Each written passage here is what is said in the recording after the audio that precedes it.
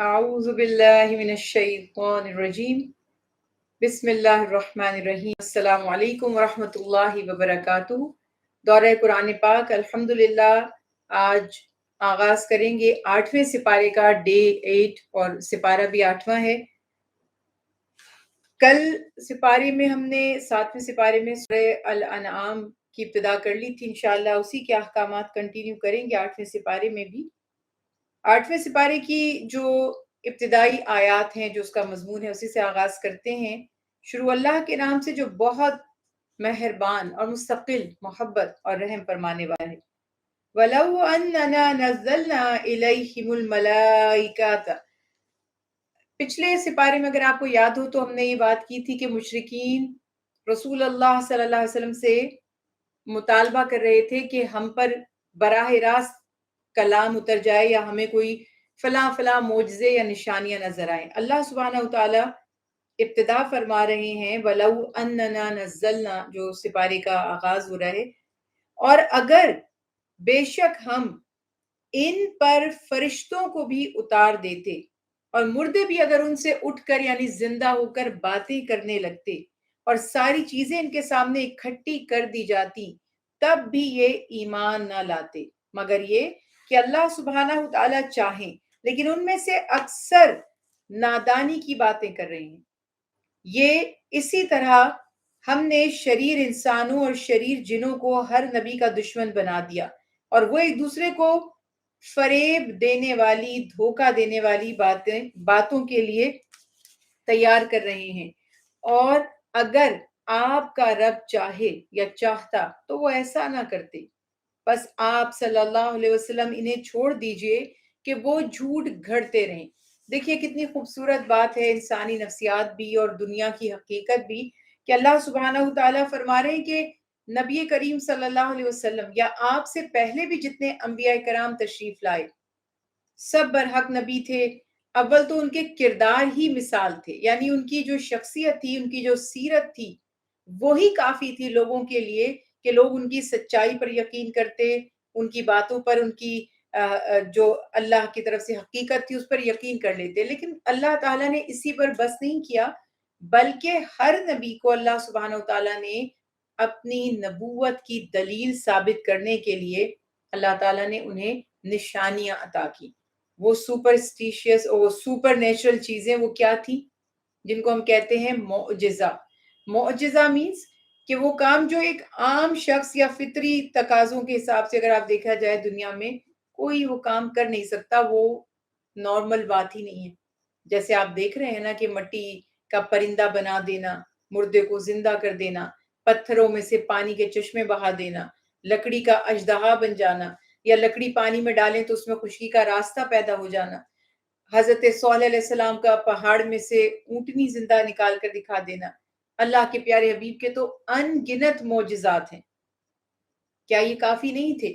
مگر جس نے بات نہیں ماننی تھی، جس نے ایمان نہیں لانا تھا، وہ مستقل کوئی نہ کوئی بہانہ، کوئی ایکسکیوز بناتا ہے۔ تو اللہ تعالیٰ فرماتے ہیں کہ کفار آپ سے طرح طرح کے مطالبے اسی طرح کرتے رہیں گے، اور کہتے تھے کہ اگر ہم پر فرشتے نازل ہو جائیں تو ہم ایمان لے آئیں گے۔ اللہ سبحانہ وتعالیٰ ارشاد فرماتے ہیں کہ اگر فرشتے ان کے پاس آ جائیں اور وہ ان کو جنت اور دوزخ کی، عالم برزخ کی باتیں بھی بتا دیں، اور ان کے عزیز اقارب جن کو یہ بہت زیادہ پسند کرتے تھے، مانتے تھے یا انہیں اپنا بڑا سمجھتے تھے، اگر وہ بھی زندہ ہو کر انہیں رسالت محمدی صلی اللہ علیہ وسلم کی گواہی دے دیں، یا قرآن کی گواہی دے دیں، یا رسولوں کی اور اللہ کے وجود کی گواہی دے دیں، اللہ سبحانہ وتعالیٰ ارشاد فرماتے ہیں پھر بھی یہ لوگ نہ تو آپ پر اور نہ قرآن پاک پر ایمان لائیں گے، یہ پھر بھی آپ کی تصدیق نہیں کریں گے۔ کیوں؟ کیونکہ انہوں نے دل میں ٹھان لیا ہے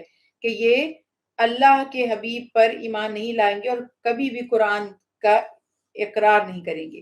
اسی طرح سے آیت مبارکہ 112 میں اللہ تعالیٰ نے رسول اللہ صلی اللہ علیہ وسلم کو، یعنی یہ جو زمانے کی حقیقت تھی، کفار کی حقیقت تھی، بیان کرنے کے بعد یہ بھی فرما دیا کہ آپ کوئی پہلے نبی نہیں ہیں جن کو جھٹلایا جا رہا ہے، جن کے لوگ مخالفت کر رہے ہیں، بلکہ یہ دستور رہا ہے قوموں کا شروع سے۔ اللہ تعالیٰ ارشاد فرماتے ہیں کہ اسی طرح ہم نے ہر نبی کے لیے شیطان انسانوں اور جنوں کو دشمن بنایا، یعنی جنات میں بھی اللہ کے فرما بردار ہیں اور انسانوں میں بھی اللہ کے فرما بردار ہیں. جنات میں بھی سرکش شیاطین ہیں، نافرمان ہیں، اور انسانوں میں بھی شریر لوگ ہیں، یعنی جو شیطان ہی کے چیلے ہیں یا اسی کا ایک طرح سے نمونہ ہے اس کے کاموں کا. یہ لوگوں کو دھوکے میں ڈالنے کے لیے ایک دوسرے کو خوشنما باتیں دلوں میں ڈال دیتے ہیں. دیکھیں شیطان کیا کر سکتا ہے، وہ وسوسہ ڈال سکتا ہے، وہ ہم سے کوئی کام کروا نہیں سکتا، صرف ہمارے نظریہ یعنی کہ کسی چیز کو ہمارے سامنے جو ہمیں اچھی نہ لگ رہی ہو اچھا بنا کے دکھا دیتا ہے، مگر وہ فریب ہوتا ہے، شر ہوتا ہے صرف. تو اسی لیے اللہ سبحانہ وتعالیٰ فرما رہے ہیں کہ یہ وہ اس لیے کرتے ہیں تاکہ جو لوگ آخرت کے منکر ہیں یہ ان کو اپنی طرف مائل کر لیں، یعنی جن کے دلوں میں پہلے ہی ایمان نہیں ہے. کیوں؟ کیونکہ شیطان نے تو یہ وعدہ کیا تھا نا اللہ تعالیٰ سے کہ مجھے مہلت دیں تو میں ان بندوں کو گمراہ کر دوں گا. اس کے جواب میں اللہ سبحانہ وتعالیٰ نے کیا فرمایا تھا کہ ٹھیک ہے تم مہلت دیے ہو میں سے ہو، یعنی تمہیں مہلت دے دی گئی، لیکن یہ یاد رکھنا کہ میرے جو خالص بندے ہیں جس کو ہم کہتے ہیں نا مخلص، اخلاص والے، وفادار، اللہ تعالیٰ فرماتے ہیں کہ میرے مخلص بندوں پر تمہارا زور نہیں چل سکے گا. تو یہاں سے ایک تھوڑا سا پہلو ہمارے سامنے اور بھی آ رہا ہے جس کو شاید بہت سے لوگ نہیں سمجھتے، کہ جس کے اندر شر کی ٹینڈنسی ہوتی ہے شیطان اسی کو زیادہ بہکاتا ہے. یہ بھی ایک ریالٹی ہے. اور جو فطرتاً اچھے معصوم لوگ ہوتے ہیں شیطان کا ان پر بس بھی نہیں چلتا. اسی طرح سے آیت مبارکہ 117 اور 118 میں جو ہم دیکھ رہے ہیں کہ سورہ انعام اس میں چوپایوں کا، جانوروں کا، جو ذبیحہ ہیں ان کا، جو اللہ تعالیٰ نے جانور ہماری آسانی کے لیے پیدا فرمائے سب کا تذکرہ کیا گیا، حلال اور حرام جانوروں کی اقسام بیان کی گئی. تو اللہ سبحانہ وتعالیٰ فرماتے ہیں کہ جس حلال جانور پر، یعنی جو جانور بھی حلال تھا اس کا ذبح کرنے کا طریقہ بھی صحیح تھا، ذبح کے وقت اللہ کا نام لیا گیا ہو اسے کھاؤ، یعنی اللہ کی نعمتوں کی ناشکری مت کرو. اور فرما دیا کہ تمہیں جو حرام تھا اس کی تفصیل بتا دی گئی ہے، اب خود بال کی کھال نہ نکالو. صرف حالت اضطرار میں اگر کوئی شخص مجبور ہے، حالت اضطرار بہت ہی بے بسی، مجبوری، اس حالت میں بھی اللہ نے ان جانوروں کی کھانے کی اجازت دے دی جن کو حرمت والے یا حرام جانور قرار دیا گیا تھا. اور پھر فرمایا کہ جس ذبیحہ پر اللہ کا نام نہ لیا گیا ہو اسے مت کھاؤ، یعنی اللہ کے سوا کسی اور کے لیے ذبح کیا گیا جانور، جیسے ہم کرتے ہیں نا بسم اللہ اللہ اکبر اللہ کے نام پر، تو جو مشرکین تھے وہ اپنے بتوں کے نام لے کر ذبح کیا کرتے تھے. تو اللہ تعالیٰ نے منع فرمایا کہ وہ جانور ہمارے لیے حلال نہیں جسے غیر اللہ کے نام پر ذبح کیا گیا ہو. اسی طرح سے مسئلہ فقہ کا ہے کہ اگر کوئی مسلمان ذبح کرے اور وہ بسم اللہ اللہ اکبر نہیں بھی کہے گا تو تب بھی اس کا ذبیحہ، اس کا جو سلاٹر ہے اور جو اس نے جو جہاں پر جانور کو ذبح کیا وہ مسلمانوں کے لیے حلال ہے کیونکہ وہ غیر اللہ کی عبادت نہیں کرتا.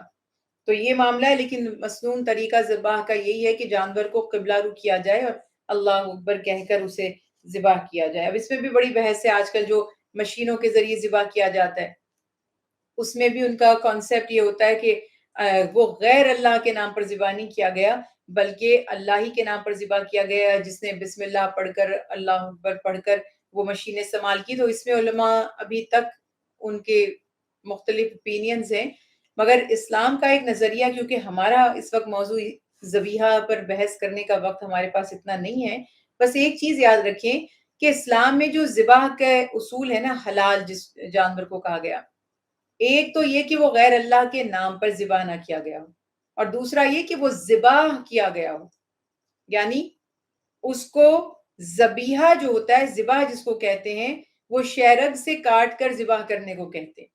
دیکھیں نا اللہ نے مختلف اقسام بتا دی، سر پر چوٹ لگ گئی، کسی ضرب لگا کے کسی ہیوی چیز سے اس کو مارا، یا وہ گر گیا اور وہ مر گیا اس کی وجہ سے.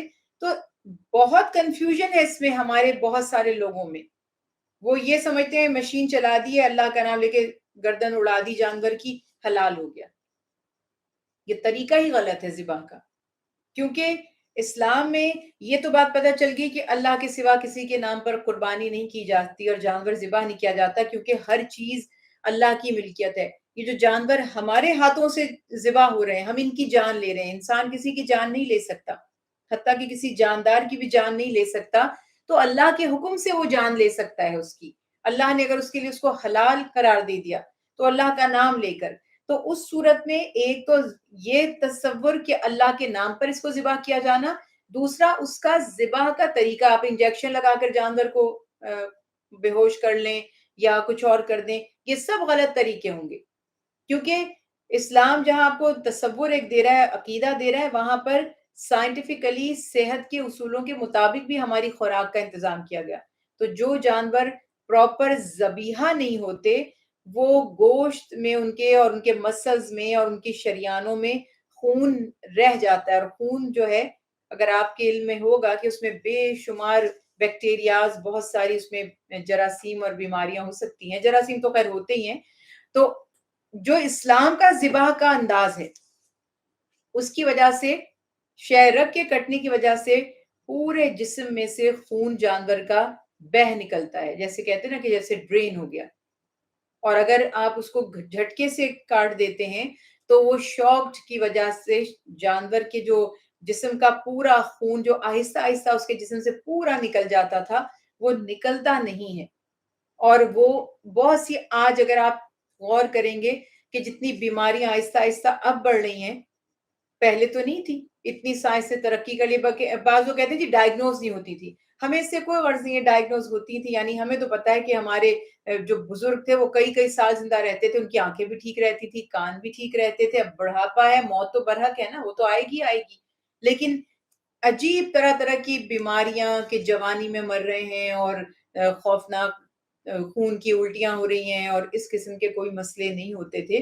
تو یہ ہمارے ذبیحہ، ہماری خوراکیں، یہ جو آرٹیفیشل طریقے سے گرو کیا جا رہا ہے چیزوں کو، اور حتیٰ کہ مرغیوں کو بھی اور ہمارے اناج کو بھی، اس میں جو کھاد اور جو چیزیں یوز کی جا رہی ہیں، پلانٹ کا جو فوڈ ہے وہ، اور ہارمونز جو چیزوں کو دیے جا رہے ہیں ان کا سائز بڑھانے کے لیے، ان کو جلدی تیار کرنے کے لیے، یہ سب اسلام کا جو سسٹم تھا نا، فطرت کا نظام، وہ تندرستی تھا۔ آج سائنس نے جتنی ترقی کر لی ہے، اتنی غیر معیاری کوالٹی اور لائف جو تھی نا، کوالٹی آف لائف، وہ کم ہوتی چلی جا رہی ہے، فطرت سے ہم ہٹتے چلے جا رہے ہیں اس وجہ سے۔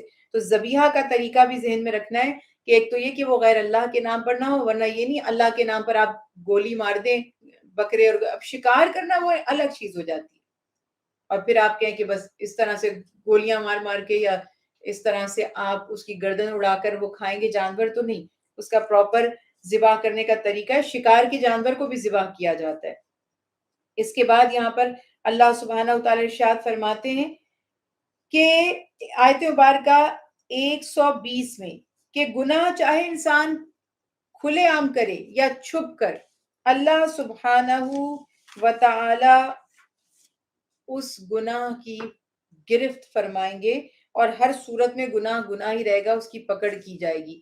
یعنی یہاں پر یہ بات بھی واضح ہو گئی کہ لوگ یہ نہ سمجھیں کہ اگر دنیا کو ہمارے اعمال کی خبر نہیں ہوتی تو معاذ اللہ، اللہ سبحانہ وتعالی بھی ہمارے جو برے کام ہیں ان سے بے خبر رہتے ہیں۔ اس وجہ سے اللہ تعالیٰ ارشاد فرماتے ہیں کہ جو کوئی بھی غلط کام کرے گا، جو کوئی بھی جیسا بھی عمل کرے گا، ظاہری گناہ کرے یا باطن، اللہ سبحانہ وتعالیٰ فرماتے ہیں جو لوگ جو کچھ کما رہے ہیں ان کو جلد اس کا بدلہ مل جائے گا۔ یعنی یہ ہم خود ارن کر رہے ہیں، یہ ہماری کمائی ہے، چاہے آپ نیکیاں کمائیں یا گناہ کمائیں، ظاہر ہے نیکی ہوگی تو اس کے حساب سے صلہ ملے گا، اور گناہ ہوگا تو اس کے حساب سے سزا ملے گی۔ اور پھر وہی بات آ گئی کہ جس پر اللہ کا نام نہ لیا گیا ہو اسے مت کھاؤ، کیونکہ یہ نافرمانی ہے۔ بے شک شیاطین اپنے ساتھیوں کے دل میں باتیں ڈال دیتے ہیں تاکہ وہ جھگڑیں، اگر تم ان کا کہا مانو گے تو معاذ اللہ بے شک تم بھی مشرک ہو جاؤ گے۔ یہ بالکل واضح احکامات یہاں پر بیان کر دیے گئے کہ جو شخص بھی گمراہی کے بعد پھر اگر توبہ کر لیتا ہے تو اللہ سبحانہ وتعالیٰ بخشنے والا ہے، لیکن قرآن کی ہدایت میں اگر تو وہ آگے بڑھتا رہے، قرآن کو تھامے رہے، تو پھر گمراہی، کیونکہ شیاطین تو سکھاتے رہیں گے، حدیث رسول اللہ صلی اللہ علیہ وسلم ہے کہ شیطان ابن آدم میں خون کی طرح دوڑتا ہے، لیکن اگر ہم قرآن کو تھام لیں، جیسے قرآن پاک میں ہے نا کہ اللہ کی رسی تھام لو، یا جس نے اس حلقے کو تھام لیا تو وہ محفوظ ہو گیا. تو یہ بات یہاں پر واضح ہو گئی کہ قرآن کی ہدایت کی روشنی میں آگے اگر بڑھتے رہیں گے تو وہ الگ لوگ ہیں، وہ ان کی طرح کبھی نہیں ہو سکتے جو مستقل گمراہی میں مبتلا رہتے ہیں اور حق کے راستے پر نہیں چلتے. وہ دونوں کبھی برابر نہیں ہو سکتے. پھر آیت مبارکہ 123 میں اللہ سبحانہ وتعالی ارشاد فرماتے ہیں، ہم نے اسی طرح ہر بستی میں اس کے مجرموں کو سردار بنایا. یعنی یوں کہہ لیجئے کہ جو سردار ہوتے تھے وہ مجرمانہ ذہنیت کے لوگ ہوتے تھے، تکبر ان کے اندر ہوتا تھا. اتھارٹی، پاور، اختیار، یہ انسان کو متکبر بنا دیتا ہے، اس میں بہت زیادہ غرور آ جاتا ہے.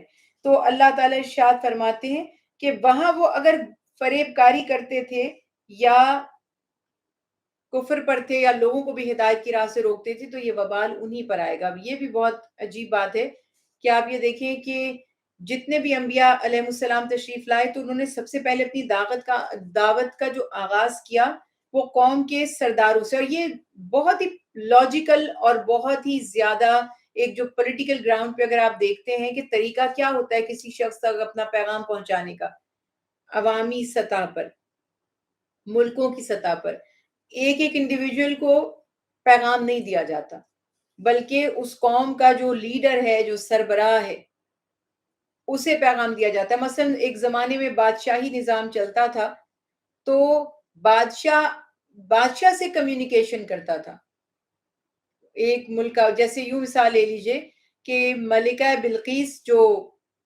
حکومت اس کی تھی، اس کا تخت تھا، تو سلیمان علیہ السلام نے جب وہاں کے لوگوں کو دعوت دینی تھی ایمان کی اور توحید کی تو انہوں نے ملکہ بلقیس کو خط لکھا تھا. تو جو لیٹرز لکھے جاتے تھے یا جو کمیونیکیشن کیا جاتا تھا وہ لیڈر یا سردار یا سربراہ سے کیا جاتا تھا.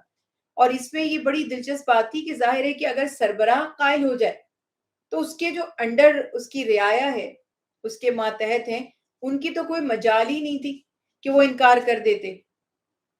ایک جو سسٹم تھا دنیا کا کہ لوگ اپنے بادشاہ یا بادشاہ وقت کو یا اپنے سربراہ کو یا اپنے جو امیر ہیں ان کو فالو کرتے تھے، ان کی اطاعت کرتے تھے.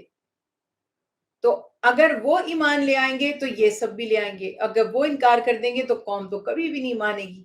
تو اس وجہ سے اللہ سبحانہ وتعالیٰ فرماتے ہیں کہ اکثر جو بادشاہ ہیں اور سردار ہیں ان کو اللہ نے بہت اختیار دے دیا اور اللہ تعالیٰ نے ان کو اپنی بہت سی نعمتوں سے نواز دیا. تو اب بات یہ تھی کہ اللہ تعالیٰ فرماتے ہیں ہم نے ہر بستی میں گناہ گاروں کے سردار بنائے تاکہ وہ وہاں ہیلے کریں، حالانکہ وہ جو ہیلے وہاں کرتے ہیں اپنے ہی خلاف کرتے ہیں. یعنی اب یہاں پر یہ بات بھی واضح ہو گئی کہ حق کی مخالفت جو کرنے والے تھے زیادہ تر وہ جو سربراہ تھے یا سردار تھے جن کے پاس کوئی عہدے تھے، دنیاوی نعمتیں تھیں، عظمتیں تھیں، وہی حق کا انکار کرتے تھے. حقیقت یہ تھی کہ ان کو حق کی مخالفت کرتے وقت اپنے انجام کا احساس کرنا چاہیے تھا. تو یہ وہ لوگ جو خود ساختہ چیزوں کو خدا کا مذہب بنا کر عوام کے اوپر رول کر رہے تھے. فرعون کو بھی اگر آپ دیکھیں تو اس نے بھی اپنا ایک الگ اپنے حساب سے دین بنا رکھا تھا، اس میں وہ اپنے آپ کو بھی خدا کہہ لیتا تھا. نمرود بھی خود کو سجدے کروا رہا تھا. تو اللہ تعالیٰ نے فرما دیا کہ جو کوئی بھی اس طرح کی کوششیں کریں گے اور لوگوں کے دلوں میں وسوسے ڈالیں گے، داعی حق سے ان کو بدگمان کریں گے، بدظن کریں گے. آج بھی یہ چیزیں ہوتی ہیں کہ جو کسی بھی ملک کا جو لیڈر ہے یا سربراہ ہے جب وہ دیکھتا ہے نا کہ عوام کسی بہتر کی طرف چلی جائے گی، یا ابھی بھی آپ دیکھیں ہمارے ہاں انٹیریئر وغیرہ میں پاکستان میں بھی آپ جب ایک سسٹم دیکھتے ہیں کہ ایسا ہے کہ آپ کو لگتا ہے یہ بھی دنیا میں اب تک ہو رہا ہے کہ وہاں کے جو سردار ہیں، جو فیوڈل لارڈز ہیں، جو جاگیردار ہیں، وہ الاؤ نہیں کرتے کہ ان کے جو ملازمین ہیں، جو مزارے ہیں، جو خدمتیں کرتے ہیں گاؤں کے لوگ، وہ تعلیم حاصل کر سکیں. انہیں علم حاصل کرنے کی اجازت نہیں ہے. کیوں؟ انہیں لگتا ہے کہ اگر انہوں نے علم حاصل کر لیا تو یہ ہمارے غلام نہیں رہیں گے، ہماری خدمت نہیں کریں گے. اور آج وہ ان پہ رول کر رہے ہیں اور ان کو اپنے حساب سے چلاتے ہیں. وہ کہیں گے کھڑے ہو جاؤ تو کھڑے ہو جائیں گے، وہ کہیں گے بیٹھ جاؤ تو بیٹھ جائیں گے.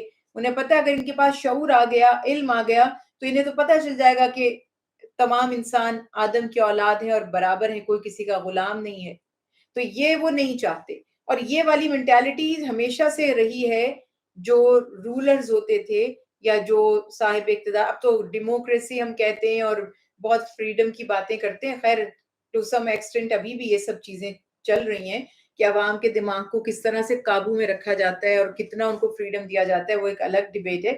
لیکن اصل میں یہاں بات یہی تھی کہ لوگ اگر ابھی اسلام پھیل رہا ہے، بہت پھیل سکتا تھا، لیکن اسلام کے پھیلنے میں بہت سے لوگوں کے کاروبار بند ہو جائیں گے. بہت سی حرام چیزیں جو فروخت ہو رہی ہیں دنیا میں جن کی اتنی ڈیمانڈ ہے تو وہ بند ہو جائیں گی. تو اس لیے کون چاہے گا کہ اس کا کاروبار ٹھپ ہو جائے؟ تو وہ پراپر کام کریں گے اس کے اوپر کہ کس طرح سے لوگوں کو بدزن کیا جائے یا روکا جائے.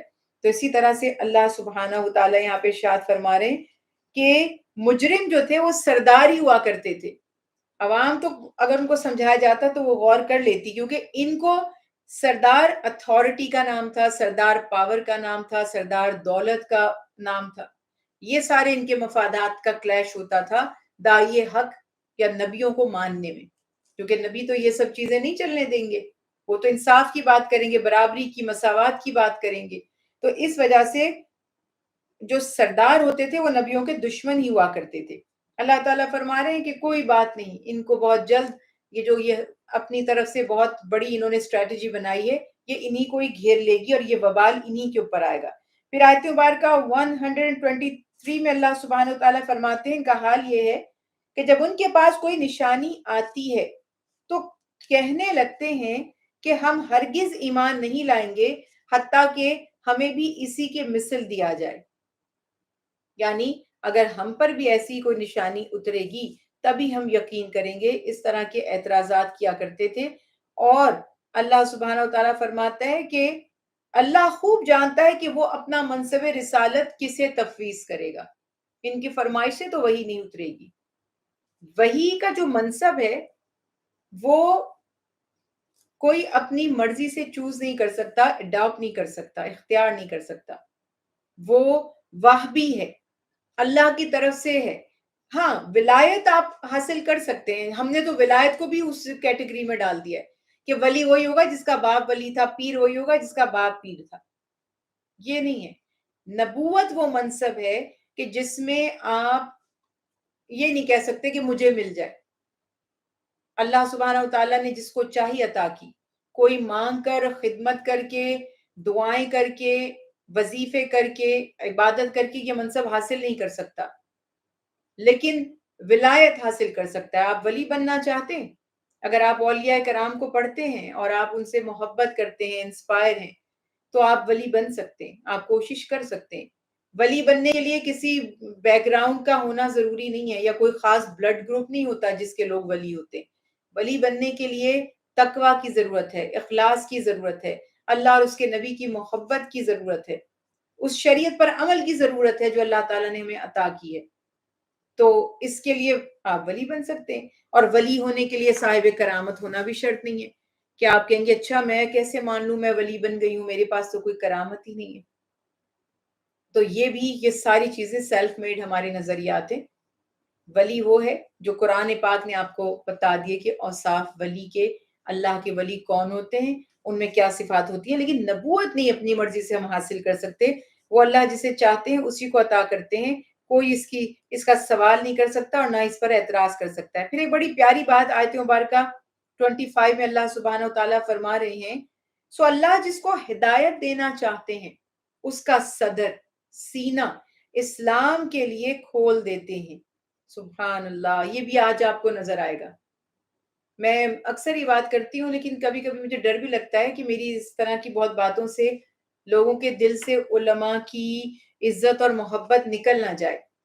لیکن جن کو آپ علماء سمجھتے ہیں اور کہتے ہیں اور آپ نے سب نے کسی نہ کسی کو جوائن کیا ہوا ہوتا ہے، وہ جو ہم تو فلاں کو سنتے ہیں. آج کل تو یوٹیوب کی وجہ سے تو بالکل ہی کچھ رہا ہی نہیں کریڈیبلٹی. ایک نام مشہور ہو گیا فلاں، وہ پتا بھی نہیں آپ کو کہ وہ عالم دین ہے بھی کہ نہیں، کہ الف بے بھی اس نے اسلام کی پڑھی ہوئی ہے کہ نہیں، اس کا بیک گراؤنڈ کیا تھا. کئی دفعہ میں پہلے بھی عرض کر چکی ہوں ایسے معاملات نکل آتے ہیں کہ وہ بندہ مسلمان ہونا تو دور کی، وہ تو عالم ہونا تو دور کی بات ہے، ان کے تو عقائد ہی عجیب و غریب ہوتے ہیں جو کہ اسلام کے اگینسٹ ہیں. بس سن رہے ہیں کیونکہ تقریر اچھی ہو جاتی ہے. تو یہ بات یہاں پہ رکھیں کہ عالم کون ہے، علم جس کے سینے پہ اترتا ہے وہ کون ہے، وہ بھی قرآن پاک نے ہمیں بتا دیا۔ اور اللہ سبحانہ وتعالیٰ فرما رہے ہیں کہ اللہ سبحانہ وتعالیٰ جسے ہدایت عطا فرماتے اس کے سینے کو کشادہ کر دیتے ہیں۔ ہم تو تنگ دل تنگ نظر ہیں، ہم دوسروں سے حسد کرتے ہیں، یہ اس مسلک کا ہے وہ اس فرقے کا ہے، ہمارے اندر کہاں کشادگی ہے؟ کشادگی تو اللہ کے نبی میں تھی، سینہ ان کا وسیع تھا کہ انہوں نے کافروں کو بھی سینے سے لگایا، مشرکوں کی بھی ہدایت کے لیے روئے، آنسو بہائے، گریہ زاری کی، اہل کتاب کو بھی دعوت دی کہ آ جاؤ، ان سے بھی معاہدات کیے۔ تو اس چیز کا جس کے اندر آپ کو اثر نظر آئے گا تو سمجھے ہدایت یافتہ وہ ہے، اور اللہ سبحانہ وتعالیٰ جس پر کرم کرتے ہیں اسی کے سینے کو اسلام کے لیے کشادہ کر دیتے ہیں، وہ تنگ نظر نہیں ہوتا، اس کے اندر بہت وسعت ہوتی ہے، محبت ہوتی ہے، اپنی قوم کا درد ہوتا ہے، احساس ہوتا ہے، ان کی اصلاح چاہتا ہے اور دل سے چاہتا ہے۔ اور اللہ جس کے لیے گمراہی مقدر کرنا چاہتے ہیں اس کے سینے کو تنگ کر دیتے ہیں۔ اب ہمارے ساتھ یہ بہت عام بات ہے، لاکھ آپ بھائی ہم تو اس کو مانتے ہیں، ہم تو اس کو مانتے ہیں، لاکھ آپ سمجھاتے رہ جائیں بھائی آپ جو بات کر رہے ہیں وہ قرآن پاک کے اور تعلیمات مصطفیٰ صلی اللہ علیہ وسلم کے خلاف ہے، پھر بھی آپ کہیں گے نہیں، ہمیں جو ہم نے اتنے سالوں سے دیکھا وہی طریقہ پسند ہے۔ تو وہ والی بات یہ اس آیت مبارکہ کو اگر آپ ذہن میں رکھیں، آیت مبارکہ 125 کو، تو سمجھ آ جائے گی کہ اچھا ہمارے یہاں پھر قوموں پہ بھی ڈیویژن بنے ہوئے، ہم مسلمان ہو کر ایک تو ہم اپنے ہی ہم زبانوں میں بھی ہمارے فرقے ہیں، اور تو اور ہم دوسرے مسلمانوں سے فرق بھی کرتے ہیں، دوسرے ملک کے مسلمانوں کو ہم قبول نہیں کرتے، یہ دل تنگی ہے۔ اسلام تو آپ کو بتا رہا ہے کہ کوئی کالا ہے، گورا ہے، غریب ہے، امیر ہے، حج کے موقع پر آپ دیکھتے ہیں نا وہاں مختلف طرح کے رنگوں کے لوگ آپ کو نظر آتے ہیں، مزاج کے لوگ نظر آتے ہیں۔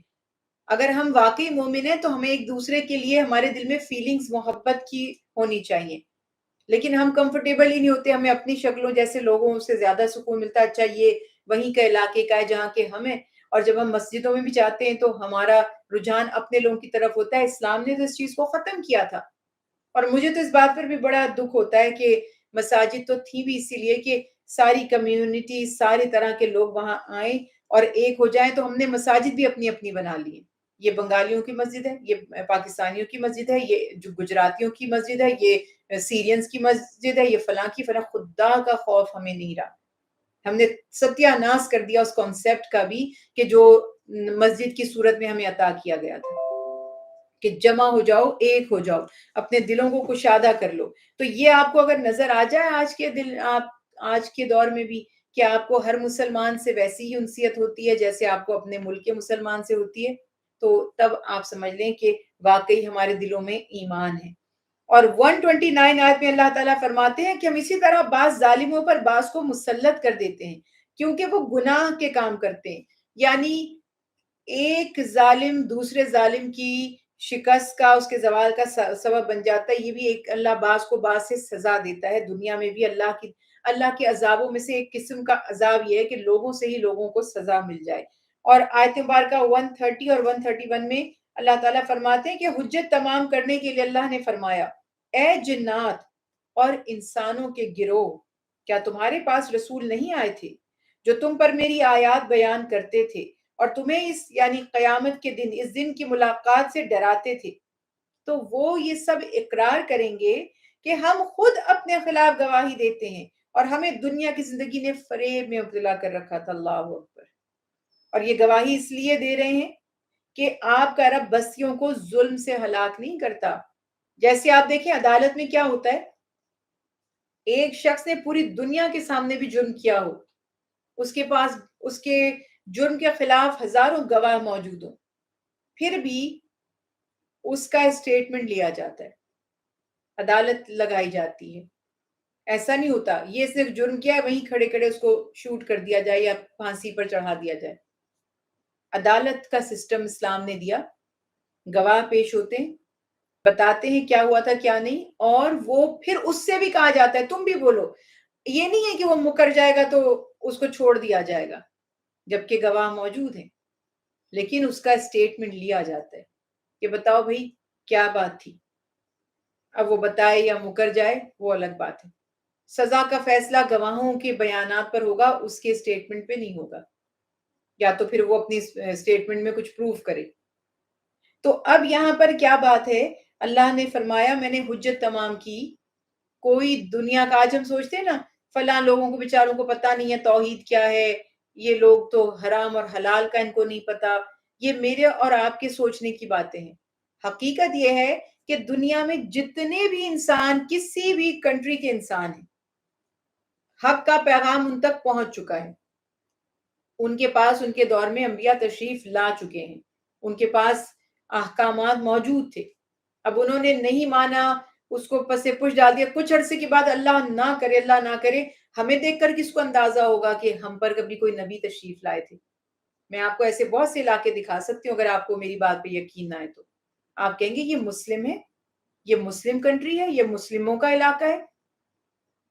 ہر گناہ کھلے عام ہو رہا ہے، یاد ہی نہیں ہے ان کو کہ ہم مسلمان ہیں. تو اگر ان لوگوں کو کوئی دیکھے گا تو کیا ان کو کبھی لگے گا کہ ان کے پاس کوئی نبی ہدایت لے کر آئے تھے، پیغام ہدایت؟ تو یہ والی سچویشن ہو چکی ہے کہ انسان اپنے نفس کی خواہشات میں اتنا اندھا ہو چکا ہے کہ وہ بھول گیا ہے کہ اللہ کا پیغام اور انبیاء کی تعلیمات کیا تھیں. تو اللہ تعالیٰ نے پھر بھی فرما دیا کہ جب قیامت کا دن قائم ہوگا، اچھا جنات اور انسان دونوں مکلف ہیں. they are bound to obey اللہ سبحانہ و تعالیٰ. جنات اور انسان، ویسے تو بہت سی مخلوقات ہیں، اس میں آپ دیکھیں نا کائنات میں حضرت امام جلال الدین سیوطی رحمۃ اللہ علیہ فرماتے 18,000 سے زیادہ اسپیشیز یا مخلوقات یا ایسی دنیایں ہیں. ابھی تو ہمیں کچھ پتہ ہی نہیں ہے ان کا، چند ایک کو ہم جانتے ہیں. سب اللہ کے فرما بردار ہیں، اس کے پابند ہیں. سورج بھی، چاند بھی، درخت بھی، حجر بھی، درندے بھی، حیوانات بھی، پرندے بھی، رینگنے والے کیڑے بھی، اور سمندر کی مخلوق بھی، اور جہاں جہاں دنیا میں سیاروں ستاروں میں کہاں کہاں کون کیا بستا ہوگا ابھی تک ہمیں نہیں پتا. سب اللہ کے فرما بردار اور اس کے حکم کے تابع پابند ہیں. بس حکم جو ہوگا نا، جیسے آپ کہہ لیجئے کہ گناہ اور ثواب کا اختیار صرف 2 مخلوقات کے پاس ہے، یعنی جو گناہ بھی کر سکتے ہیں اور نیکی کے کام بھی کر سکتے ہیں، خیر اور شر دونوں کو قبول کر سکتے ہیں. وہ اس ساری 18,000 یا اس سے بھی کئی گنا زیادہ مخلوقات، ان میں صرف 2 ہیں. ایک ہے انسان اور ایک ہے جنات. کیونکہ فرشتے بھی معصوم ہیں، کوئی خطا کرتے ہی نہیں ہے، ان کو بھی نہیں پتا کہ نو اللہ کے حکم کے آگے بھی کچھ کہنا ہوتا ہے. ایسی دیگر مخلوقات بھی نافرمانی نہیں کرتی. تو قیامت کے دن جن لوگوں سے سوال کیا جائے گا وہ 2 ہی ہوں گے، باقی سب تو فرما بردار ہی تھے. جس کام کے لیے اللہ نے جس کو پیدا کیا وہ اس کام میں لگا ہوا ہے. جنات اور انسان، اب آپ دیکھیں جنات میں بھی ایمان والے بھی ہیں، قرآن پاک سے پتہ چل رہا ہے، اور جنات بھی ایک مخلوق ہے اللہ کی. ہاں اس طرح کی نہیں جیسے ہم نے ہارر موویز کے اور اپنی ڈرانی کہانیوں کے حساب سے بنائے ہوئے. ایک مخلوق ہے، رہتی ہے، بستی ہے. عام طور پہ ہمارا ان سے انٹریکشن نہیں ہوتا، عام طور پر کچھ ریئر چیزیں ہو سکتی ہیں. اچھا اس کے بعد یہاں پر کیا ہے؟ مسلمان انسان بھی ہیں، مسلمان جنات بھی ہیں، کافر انسان بھی ہیں، کافر جنات بھی ہیں. تو اللہ تعالیٰ فرما رہے ہیں ان سے پوچھا جائے گا، یہ جنہوں نے انکار کیا، ان دونوں میں سے، انسانوں اور جنوں میں سے جس نے انکار کیا اس سے پوچھا جائے گا کیوں؟ کیا تمہارے پاس میرے رسول نہیں آئے تھے؟ تو پتہ چلا رسول جنات کی جماعت کے پاس بھی بھیجے گئے تھے. تو وہ کہیں گے آئے تھے، یعنی وہ مکر نہیں سکیں گے، وہ خود گواہی دیں گے. کیا کہیں گے؟ ان کا جملہ کیا ہوگا؟ ہمیں دنیا کی زندگی نے دھوکے میں ڈال دیا تھا، ہم غفلت میں تھے، ہمیں یقین ہی نہیں تھا کہ ایسا ہوگا. یہ ان کی منہ سے جو بات نکلے گی نا، اسٹیٹمنٹ وہ ہوگا. اور یہ اللہ نے ہمیں بتا کے کیا ہم پر احسان نہیں کیا؟ آپ کبھی اس چیز پہ غور کرتے ہیں کہ اللہ نے کتنی کرم نوازی کی؟ پورا ہمارے سامنے ڈسپلے کر دیا کہ قیامت کے دن کون کیا کر رہا ہوگا، اس کی کیفیت کیا ہوگی. آج دنیا میں جو ہمارا بیہیویئر ہے اسی یہی ریفلیکٹ کر رہا ہے، اور آخرت میں اسی کے مطابق جنہوں نے یہاں آمنا کہا، سمینا و اطعنا کہا، وہاں ان کے لیے کیا انعامات ہوں گے؟ اور جنہوں نے یہاں خود غرضی اور ہٹ دھرمی کا رویہ اختیار کیا، کفر کیا اور شرک کیا، ان کا انجام کیا ہو. ایک ایک جملہ تک دکھا دیا اور بتا دیا کہ یہ معاملات اللہ سبحانہ و تعالیٰ کی طرف سے ہوں گے تمہارے. تم لوگ یہ جملے کہہ رہے ہوگے. کیسے انسان کے سامنے آنکھیں کھولنے کے لیے یہ جملے ہیں. تو اسی لیے ہمیں سبق سیکھ لینا چاہیے کہ اس وقت ہم کہیں گے دنیا کی زندگی نے ہمیں دھوکے میں ڈال دیا تھا، ہمیں ہوش ہی نہیں رہی تھی، کچھ ہمیں احساس ہی نہیں رہا تھا. تو اللہ تعالیٰ فرما رہے دیکھو پھر ان پر عذاب آئے گا. اللہ کسی کو بغیر ہدایت کے کبھی بھی ہلاک نہیں فرماتے جب تک کہ ہدایت کا پیغام نہ پہنچاؤ. پھر آیت 136 میں مشرکین عرب کی جہالت کا ذکر کیا جا رہا ہے اور بتایا جا رہا ہے کہ جو ان کے مشرکانہ عقائد تھے، فصل جو تیار ہوتی ہے وہ اللہ کے حکم سے تیار ہوتی ہے، اللہ اس کا مالک ہے، اور مویشی اللہ تعالیٰ پیدا فرماتے ہیں. اس کے باوجود مشرکوں نے اپنے بتوں کے لیے ان چیزوں میں حصہ تیار کر رکھا تھا، بلکہ بتوں کے حصے کو وہ اللہ کے حصے سے بھی زیادہ اہمیت دیا کرتے تھے. اور اس کے بعد فرمایا کسی طرح اولاد کا قتل کرنا بھی ان میں عام تھا، اور یہ بھی مشرکین کی جہالت ہی. اچھا، اولاد کا قتل کرنا جو مشرکوں میں تھا وہ 3 طرح سے تھا. ایک تو آپ نے سنا ہی ہوگا کہ بیٹیوں کو زندہ دفن کر دیتے تھے یا کہیے کہ قتل کر دیتے تھے. انہیں لگتا تھا ہماری غیرت جو ہے وہ اس کا معاملہ ہے، ہمارا دشمنیاں پالتے تھے، کینہ پرور ہوتے تھے. تو ان کو ہوتا تھا کہ دشمن کے ہتھے ہماری بیٹی بہن لگ جائے گی تو ہمارے لیے رسوائی کا سبب بنے گا، اور اس قسم کے نظریات و معاملات. ایک ان کا طریقہ تھا کہ بیٹا ہو یا بیٹی دونوں کو ہی قتل کر دیتے تھے، یعنی اوور آل اولاد کو قتل کرتے تھے کہ ہم کہاں سے کھلائیں پلائیں گے. اب تو برتھ کنٹرول ہوتا ہے نا، اس وقت تو پیدا ہو گئے ہیں بچے تو پھر اب مار دینا ہے کہ نہیں بھائی ہم کہاں سے کھلائیں پلائیں گے. تو یہ ایک طریقہ تھا. اور تیسرا طریقہ یہ رائج تھا کہ اپنے بتوں کے نذرانے اور چڑھاوے چڑھانے کے لیے اولادوں کو قتل کیا جاتا تھا، ان کی جیسے کہتے ہیں نا نظر پیش کر دی. اب ہمارے ہاں دیکھیے جیسے آپ نے قرآن پاک میں دیکھا کہ اسماعیل علیہ السلام والا جو ذبیحہ والا واقعہ ہے، معاذ اللہ کوئی کسی انسان کو قتل نہیں کر سکتا اور اپنی اولاد کو تو بالکل بھی نہیں کر سکتا، لیکن وہ ایک عظیم امتحان تھا اور وہ اس طرح سے ہوا بھی نہیں کہ معاذ اللہ قتل کر دیا یا ذبح کر دیا یا شہید کر دیا گیا ہو. بس ایک امتحان دکھانا تھا کہ سب سے بڑھ کر انسان کے دل میں اولاد کی محبت ہوتی ہے، اور میرا خلیل، میرا جو یہ بندہ ہے نبی ابراہیم علیہ السلام، یہ ایسے ہیں کہ میں کہوں گا تو یہ اس کو بھی میرے نام پر قربان کر دیں گے.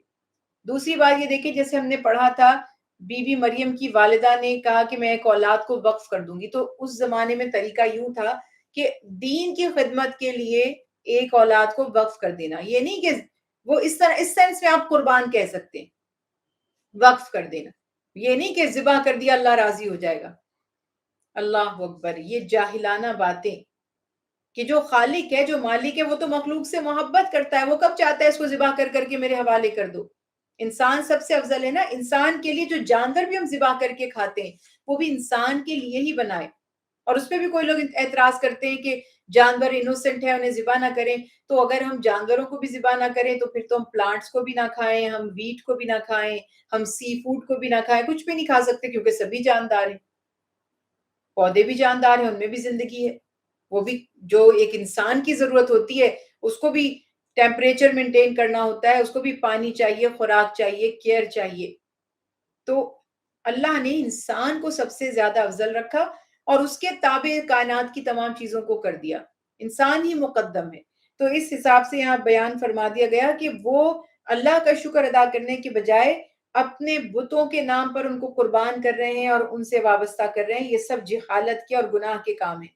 پھر فرمایا کہ اولاد کو قتل کرنے کی مذمت کی گئی. پھر اللہ تعالیٰ فرماتے ہیں کہ ان لوگوں کا کام کیا تھا زمانے جاہلیت میں، اپنے مویشیوں اور کھیتیوں کی 3 انہوں نے کیٹیگریز بنا دی تھی، قسمیں کر دی تھی.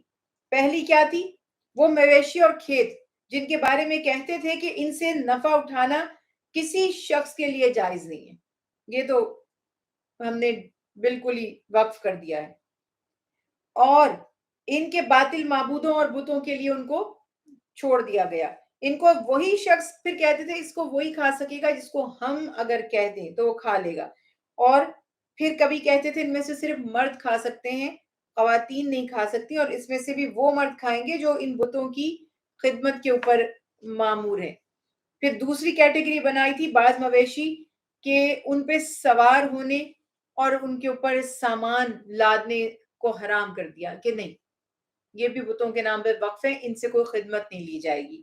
تیسری کیٹیگری بنائی بعض مویشیوں پر وہ ذبح کے وقت اللہ کا نام نہیں لیتے تھے بلکہ ان بتوں کے نام پر ذبح کرتے تھے جن کو اللہ سبحانہ وتعالیٰ نے سختی کے ساتھ ممنوع قرار دیا۔ تو یہ قرآن پاک ارشاد فرما رہا ہے کہ یہ ان کے سارے ذاتی خود گھڑے ہوئے نظریات تھے، اللہ سبحانہ وتعالیٰ نے ان پر ایسی کوئی پابندیاں نہ لگائیں اور نہ جو یہ غلط کام کرتے ہیں اس کا انہیں حکم دیا۔ پھر آیت مبارکہ 141 سے لے کر 146 تک دیکھیے گا، اللہ سبحانہ وتعالیٰ نے اپنی نعمتوں کا تذکرہ فرمایا۔ پھل، کھیت، جانور، مویشی، یہ ساری نعمتیں اللہ نے ہمارے فائدے کے لیے، ہماری راحت کے لیے، ہماری خوراک، ہمارے آرام کے لیے پیدا کیے۔ اور پھر اللہ تعالیٰ ارشاد فرماتے ہیں کہ یہ میری نعمتیں ہیں جو میں نے تمہیں عطا کی ہیں، ان میں سے کھاؤ اور اسراف نہ کرو، شیطان کے نقش قدم پر مت چلو۔ اسراف کا مطلب ہوتا ہے زیادتی کرنا، چیز کا غلط استعمال، ضرورت سے زیادہ استعمال، فضول خرچی بھی اس میں آ جاتا ہے۔ اور اللہ نے فرمایا فضول خرچ شیاطین کے بھائی ہیں اور شیطان تمہارا دشمن ہے، خوش نہ ہو کہ اچھا شیطان بھائی بن گیا ہمارا۔ تو شیطان دشمنی کرتا ہے انسان سے، وہ کبھی بھی انسان کی خیر خواہی نہیں کرے گا۔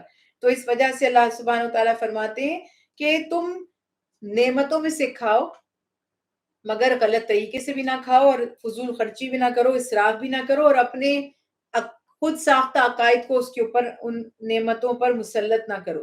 اور پھر فرمایا کہ پھلوں اور کھیتوں کی پیداوار میں اللہ تعالیٰ کا حق عشر یا نصف عشر اس کو ادا کرو، بجائے اس کے کہ بتوں کے نام پہ وقف کر دیں۔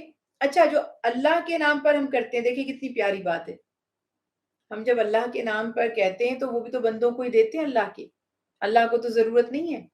لیکن جو لوگ بتوں کے نام پر وہ بتوں کو دودھ سے، کھانے پینے کی چیزوں سے نہلا رہے ہیں، اسے برباد کر رہے ہیں، اتنا دودھ، بچہ ترس رہا ہے ایک بوتل دودھ کے لیے، اور آپ غسل دے رہے ہیں، ان جگہوں کو دودھ سے غسل دیا جا رہا ہے، آستانوں کو دودھ سے غسل دیا جا رہا ہے، آب زمزم سے غسل دیے جا رہے ہیں، اتنی قیمتی چیزیں وہاں پر خرچ کی جا رہی ہیں۔ اسی طرح سے اللہ سبحانہ وتعالیٰ یہاں پہ واضح فرما رہے ہیں کہ اللہ تعالیٰ کی راہ میں اگر تم کچھ دیتے ہو، وقف کرتے ہو، تو وہ تم اللہ کو نہیں بھجواتے، وہ تم اللہ کی مخلوق پر خرچ کرتے ہو، تو اللہ کے پاس اس کا ثواب تمہاری نیت پہنچتی ہے، تمہارا عمل جو ہے، تمہاری نیت اللہ کے پاس پہنچ جاتی ہے۔ جیسے سورہ حج میں فرمایا کہ تم جب جانور ذبح کرتے ہو قربانی کے، تو اللہ کے پاس نہ تو ان کا خون پہنچتا ہے نہ گوشت، ہم کہتے ہیں نا اللہ کے لیے ذبح کیا، اللہ کو تو نہیں دیا نا ہم نے۔ اللہ تعالیٰ فرما رہے ہیں اللہ کے پاس تمہارا تقویٰ پہنچتا ہے، اللہ تعالیٰ یہی چاہتے کہ مخلوق سے خیر کریں، خیر خواہی کریں مخلوق کی، تو ہم لوگوں میں تقسیم کرتے ہیں اس کو۔ تو اسی طرح سے یہاں کہا گیا کہ عشر جو ہے وہ بھی مساکین کا حق ہے، اللہ کے نام پر خرچ کرو۔ اسی میں حلال جانوروں کی اقسام بھی بیان کر دی گئی۔ اس کے بعد پھر اللہ سبحانہ وتعالیٰ نے جو محرمات کا تذکرہ کیا گیا تھا، پہلے بھی وہ بیان کیا، پھر تذکرہ کیا، پھر فرمایا کہ یہود کی سرکشی کی وجہ سے بعض ناخنوں والے جانور، گائے اور بکری کی چربی کو ان پر حرام کر دیا گیا تھا، انہوں نے اس کو پگھلایا اور فروخت کر دیا۔ یعنی جب اللہ تعالیٰ ناراض ہوتے ہیں تو بہت سی چیزیں جو بطور نعمت ملی ہوئی ہوتی ہیں، یا زندگی میں بہت سی آسانیاں ہوتی ہیں، بہت سے مقامات عزت کے ہمیں ملے ہوئے ہوتے ہیں، ہماری نافرمانی کی وجہ سے ہم ثابت کر دیتے ہیں کہ ہم ان کے اہل نہیں ہیں، اللہ تعالیٰ وہ ہم سے واپس لے لیتے ہیں۔ پھر آیت مبارکہ 148 میں ہر دور کے منکرین کی جو نفسیات تھی اس کا تذکرہ بھی اللہ سبحانہ وتعالیٰ نے بیان کیا کہ اللہ ارشاد فرماتے ہیں کہ میں نے عقل سب کو دی، شعور سب کو دیا، سب کو موقع بھی دیا جا رہا ہے، لیکن جو کچھ کوئی کر رہا ہے اللہ کے علم میں ہے، اگر اللہ نہ چاہتا، ہمیں مہلت نہ دیتا، اختیار نہ دیتا، یہ سب اللہ کی مشیت ہے، اگر وہ نہ چاہتا. اچھا اب یہاں پر چیز کیا ہے کہ اللہ نے ہدایت کے دروازے بھی کھول دیے اور ہدایت کے لیے انبیاء بھی بھیج دیے.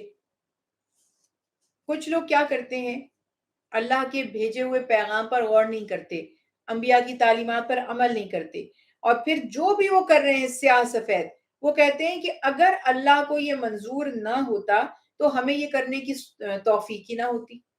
تو اس کا مطلب کہ جو کچھ ہم کر رہے ہیں معاذ اللہ، جو شرک کر رہے ہیں، جو بتوں کو چڑھاوے چڑھا رہے ہیں، یا جو بھی غلط کام کر رہے ہیں، اللہ کی اس میں رضا شامل ہے. اگر اللہ کی رضا شامل نہ ہوتی ہم نہ کرتے. ہم کہتے ہیں نا ہر کام اللہ کی مرضی سے ہوتا ہے، لیکن اس میں کچھ لوگ، اب جیسے ایک اسٹوڈنٹ ہے، وہ پورے سال محنت نہ کرے، تعلیم حاصل نہ کرے، سیکھے سمجھے نہ، کچھ یاد نہ کرے، کوئی تیاری نہ کرے، اور ایگزامز کے دن میں جا کر وہ بیٹھ جائے پیپرز میں اور پھر فیل ہو جائے، تو بجائے شرمندہ ہونے کے اور غور کرنے کے کہ میری کوتاہی، میری سستی اور میری غفلت کی وجہ سے میرا رزلٹ یہ کہے گا اللہ کی مرضی یہی تھی، اللہ کو یہی منظور تھا، اللہ تعالیٰ چاہتے نہیں تھے کہ مجھے کامیابی ملے، وہ یہی چاہتے تھے تو یہ ہو گیا. تو کیا آپ اس کو صحیح کہیں گے؟ تو یہ بات یہاں پر بتا دی گئی کہ وہ مجرم جو ہیں وہ ایسی باتیں کرتے ہیں کہ اگر اللہ نہ چاہتا ہم یہ نہ کر پاتے. نہیں، اللہ، یہ بات سچ ہے کہ اللہ نہ چاہتا تو ہم کچھ نہ کر پاتے، ہم تو آنکھ بھی یہ بلنک نہیں کر سکتے تھے، لیکن اللہ نے اختیار دیا ہے ہمیں. آپ کے سامنے رائٹ اور لیفٹ دو راستے ہیں، اللہ نے آپ کو اختیار دیا ہے، آپ رائٹ بھی ٹرن لے سکتے ہیں اور لیفٹ بھی.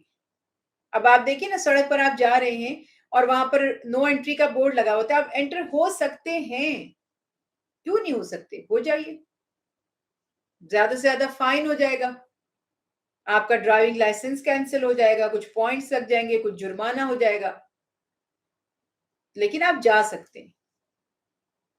آپ کے ہاتھ میں اسٹیئرنگ ہے، آپ اس کو رائٹ بھی ٹرن کر سکتے ہیں، لیفٹ بھی. مگر جو عقل مند شخص ہے وہ دیکھے گا کہ یہ نو انٹری ہے، یا یہ ون وے ہے، اس اسٹریٹ میں مجھے جانا نہیں ہے، یا یہ بس لین ہے، مجھے اس میں نہیں جانا. آپ جا سکتے، کیوں نہیں جا سکتے؟ آپ جا سکتے ہیں بس لین میں، لیکن اس کے کانسیکوینسز آپ کو بھگتنے پڑیں گے، کیونکہ رول آلریڈی موجود ہے کہ آپ کو نہیں انٹر ہونا. اب آپ کہہ دیں کہ اگر نہ ہونا ہوتا تو میری گاڑی کے اسٹیئرنگ کو گھومنا ہی نہیں چاہیے تھا، میں کیوں جا سکا وہاں پر؟ تو یہ بات یہاں پر اللہ سبحانہ و تعالیٰ فرما رہے ہیں کہ وہ اس طرح کی نافرمانی کی باتیں کرتے ہیں. در حقیقت بات یہ ہے کہ اللہ کی مشیت ہے اور اس کی رضا، اور پھر وہ اللہ تعالیٰ مجرموں کو سزا بھی دے گا، یہ بھی اسی کی مشیت ہے، اس کی رضا اسی میں ہی ہے. لیکن اس کی رضا اس میں ہے کہ کوئی اس کی نافرمانی نہ کرے. اگر سب کو اللہ تعالیٰ جبرن اطاعت کے راستے پر لے آتے تو امتحان کیا تھا پھر؟ اب آپ جیسے ہم بات کرتے ہیں نا ملائکہ کرام کو، دیکھیے وہ تو سوچ ہی نہیں سکتے کہ گناہ کسے کہتے ہیں، نافرمانی کرنی یا ارماد اللہ، اللہ کے حکم کے خلاف جانا یا بغاوت کرنا، یہ وہ سوچ ہی نہیں سکتے. انسان سوچ سکتا ہے. اللہ نے انسان کو اختیار بھی دیا ہے اور اس کے ساتھ شیطان بھی موجود ہے بہکانے کے لیے. تو اب یہاں پر اگر اللہ تعالیٰ انسان کو اس طرح بنا دیتا کہ وہ اس کی مرضی سے چلتا، تو پھر فرشتوں اور انسان میں فرق کیا رہ جاتا؟ پھر فرشتوں کے ہوتے ہوئے انسان کے بنانے کی ضرورت کیا تھی؟ تو یہ بات یہاں پر واضح ہو گئی کہ اگر اللہ کی رضا نہ ہوتی تو واقعی کسی کی مجال ہی نہیں تھی کہ وہ حکم عدولی کرتا. مگر یہ ہمارا امتحان ہے، وہ ہمیں پوری مہلت دیتا ہے کہ جو چاہو کرو، مگر جیسا عمل کرو گے ویسے نتیجے کے لیے بھی تیار رہنا. پھر آیت 151 سے لے کر 160 احکامات جو ہیں 160 تک میں بار بار جس پیغام کو تمام انبیاء دہراتے رہے، شرک سے بچنا، اللہ کے ساتھ کسی کو شریک نہ ٹھہراؤ، اللہ کے برابر کوئی نہیں. اور شرک صرف کسی اور کی عبادت کرنا اللہ کے سوا نہیں ہوتا. ہمارے لیے جو بھی اللہ سے زیادہ اہم ہے، معاذ اللہ، جس کی بھی محبت ہمیں اللہ کے احکامات کے اگینسٹ لے جائے، آسان لفظوں میں بتاتی ہوں، سمجھیے کہ ہم نے اسے اللہ کے ساتھ شریک کر دیا. اللہ کا حکم ہے کہ سیدھے ہاتھ جاؤ، اور آپ کو کوئی کہتا ہے کہ الٹے ہاتھ جاؤ، تو آپ نے اس الٹے ہاتھ جانے والے کی جو بات مانی، آپ نے اسے اللہ کے ساتھ شریک ٹھہرایا، معاذ اللہ معبود بنا لیا. تو یہ بات یہاں پر ہے کہ شرک، ہم تو سوچتے نا ہم کہاں شرک کرتے، اللہ کا شکر ہے ہم تو اللہ کی عبادت کرتے. ہم آج کل جو سب سے بڑا شرک ہے نا ہمارے اندر، وہ ہے دولت، مال کی حرص اور حوث، ریاکاری، شو آف. تو اللہ ہمیں اس سے بچائے. اور والدین کے ساتھ حسن سلوک کرو. اعمال میں، حقوق العباد میں سب سے پہلے جس کے حق کا سوال کیا جائے گا وہ ماں باپ ہیں. تنگ دستی کے خوف سے اولاد کو قتل نہ کرو. ایک شخص رسول اللہ صلی اللہ علیہ وسلم کی خدمت میں حاضر ہوا اور پوچھا کہ سب سے بڑی نیکی کیا ہے؟ آپ نے فرمایا یہ کہ تم اللہ کے ساتھ کسی کو شریک نہ کرو. عرض کی اس کے بعد؟ آپ نے فرمایا یہ کہ ماں باپ سے حسن سلوک کرو. تو پوچھا اس کے بعد؟ آپ نے فرمایا یہ کہ اولاد کو قتل نہ کرو. اسی طرح سے ایک حدیث مبارکہ میں کسی نے پوچھا سب سے بڑا گناہ کیا ہے؟ کبیرہ گناہ. فرمایا اللہ کے ساتھ کسی کو شریک ٹھہرانا. پوچھا پھر؟ فرمایا ماں باپ کی نافرمانی کرنا. پوچھا پھر؟ آپ نے فرمایا اولاد کو قتل کرنا.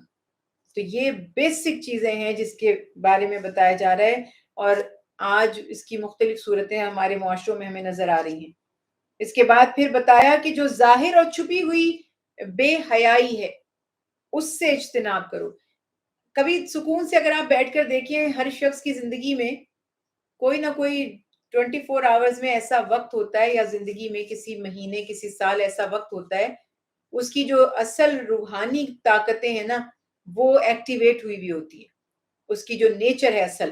تو تب آپ دیکھتے ہیں کہ بہت سی چیزیں جو عام طور پر آپ کو بری نہیں لگتی تھی اس وقت بری لگ رہی ہوتی ہیں. مثلا میوزک کی مثال دیتی ہوں.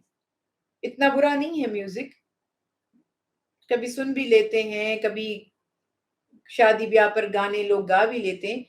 لیکن جس ٹائم پہ آپ فجر کا وقت امیجن کریں، ہر طرف سناٹا ہے، خاموشی ہے، اور آپ اللہ کے ذکر کے لیے وہاں آئے ہیں، یا آپ اپنے آپ کو امیجن کر لیجئے کہ آپ حرم کی حدود میں ہیں، ہر طرف اذانوں کی صدائیں گونج رہی ہیں، ایک دم سے گانے چل جائیں، میوزک چل جائے، آپ کو سچ بتائیے کیسا محسوس ہوگا؟ کیا آپ اس کو انجوائے کر پائیں گے میوزک کو؟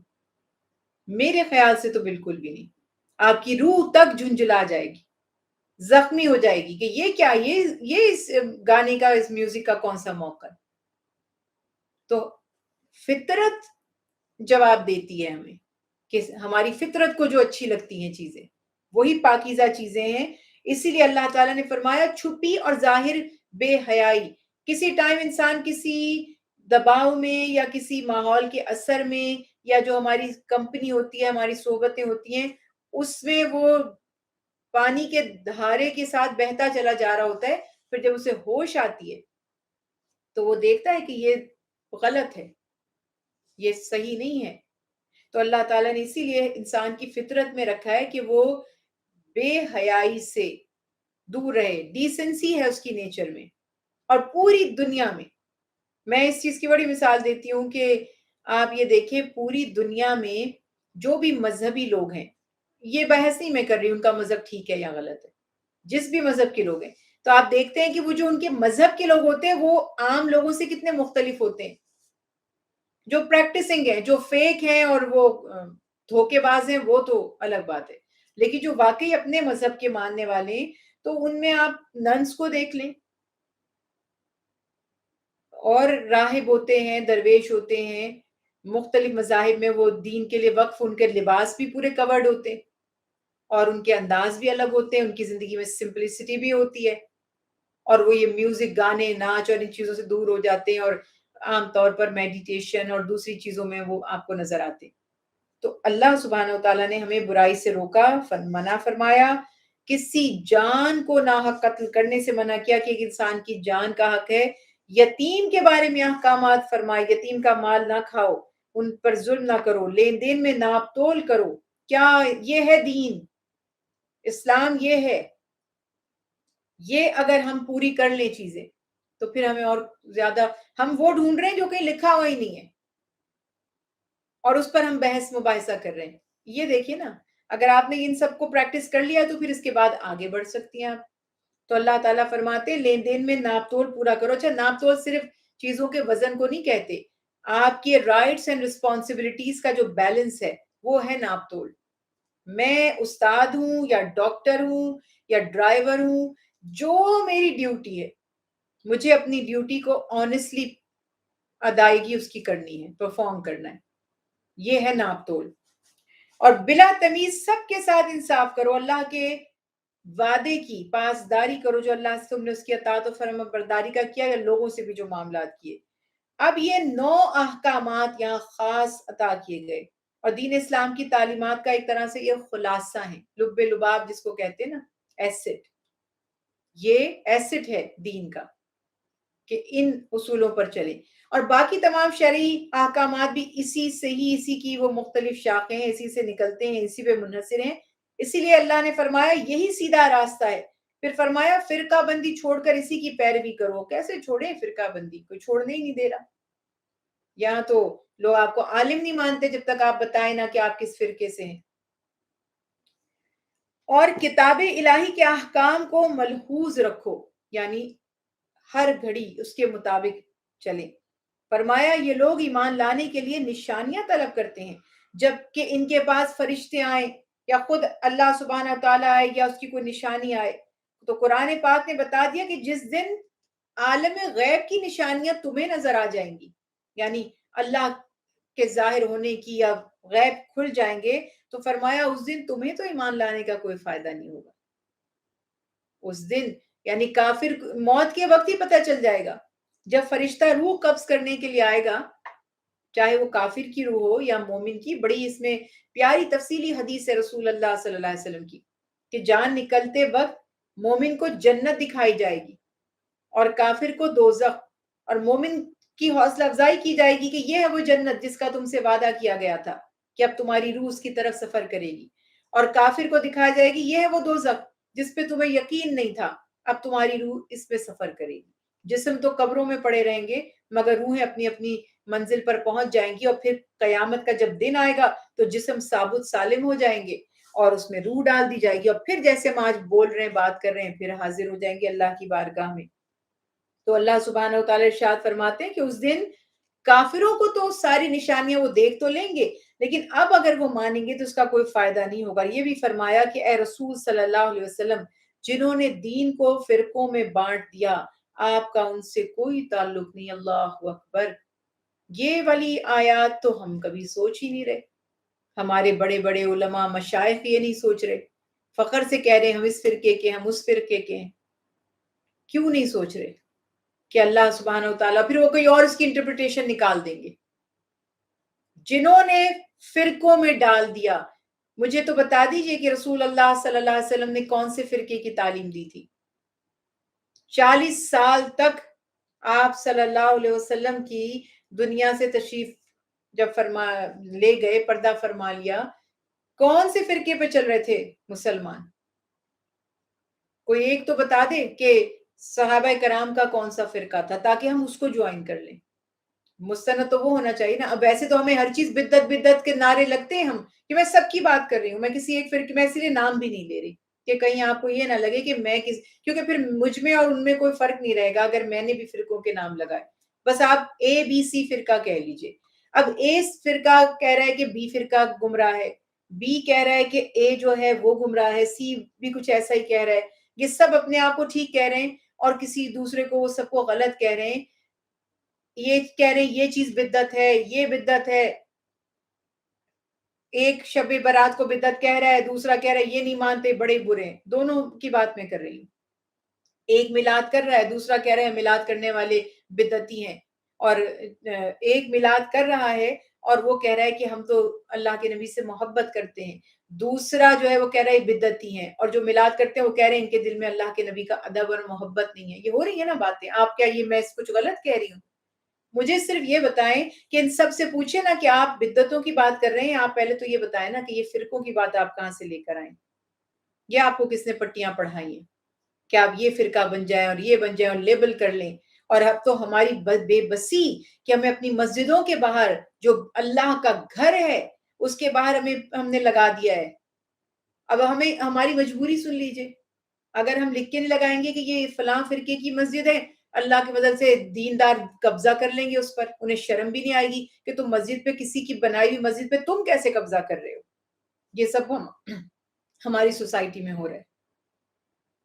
وہ مسجدیں چھین رہے ہیں ایک دوسرے سے. کیوں چھین رہے ہو؟ چندے کھانے کے لیے چھین رہے ہو. کیونکہ اگر اللہ کے ذکر کی فکر ہوتی تو چھیننے کی ضرورت نہیں تھی. چلو بھائی تم سنبھال لو. چھینے گا کیوں؟ اگر میرا مقصد ہے کہ اللہ کا نام چلے، مسجد میں آباد ہو، تو مجھے کیا مصیبت پڑی ہے کہ میں چھینوں؟ کیوں چھینوں؟ یہ ہو رہا ہے. اگر آپ کسی ایک مسلک کا نہیں چپکاتے باہر ٹیگ، تو آپ سے مسجد چھین لی جاتی ہے بھائی. اب بتائیے کس کے لیے کر رہے ہیں ہم یہ سب کچھ؟ کس کو ہم دھوکہ دے رہے ہیں؟ اور ماشاءاللہ عوام تو چونکہ وہ دماغ استعمال کی رکھ کے بیٹھے ہوئے ہم ہے تو آپ سب کے پاس بھی، مگر غور ہی نہیں کرتے.